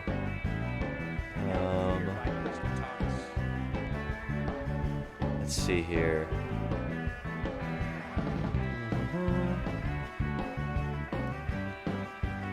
You know what? Maybe we'll go say hello to Marine Mammal Rescue. Unless we have any other ideas. Anybody in chat have an idea? Okay, we're gonna raid Marine Mammal Rescue. If anybody's never seen this channel before, you are in for a treat. In all the world. Thank you, Executive Storm. Holy cow. 5 more gift subs? Really appreciate that. Thank you so much, Executive Storm. That means so much to me. Holy... Executive Storm? Executive Storm just gifted 5 subs. Thank you, Executive Storm. My heart is full. Thank you. Anyway, everybody, let's go say hello to Marine Mammal Rescue. And, thank you. You can copy and paste that message from Claire there. And, yeah. I will see everybody very soon, let's hope. You take care of yourselves, and yeah, see you over there.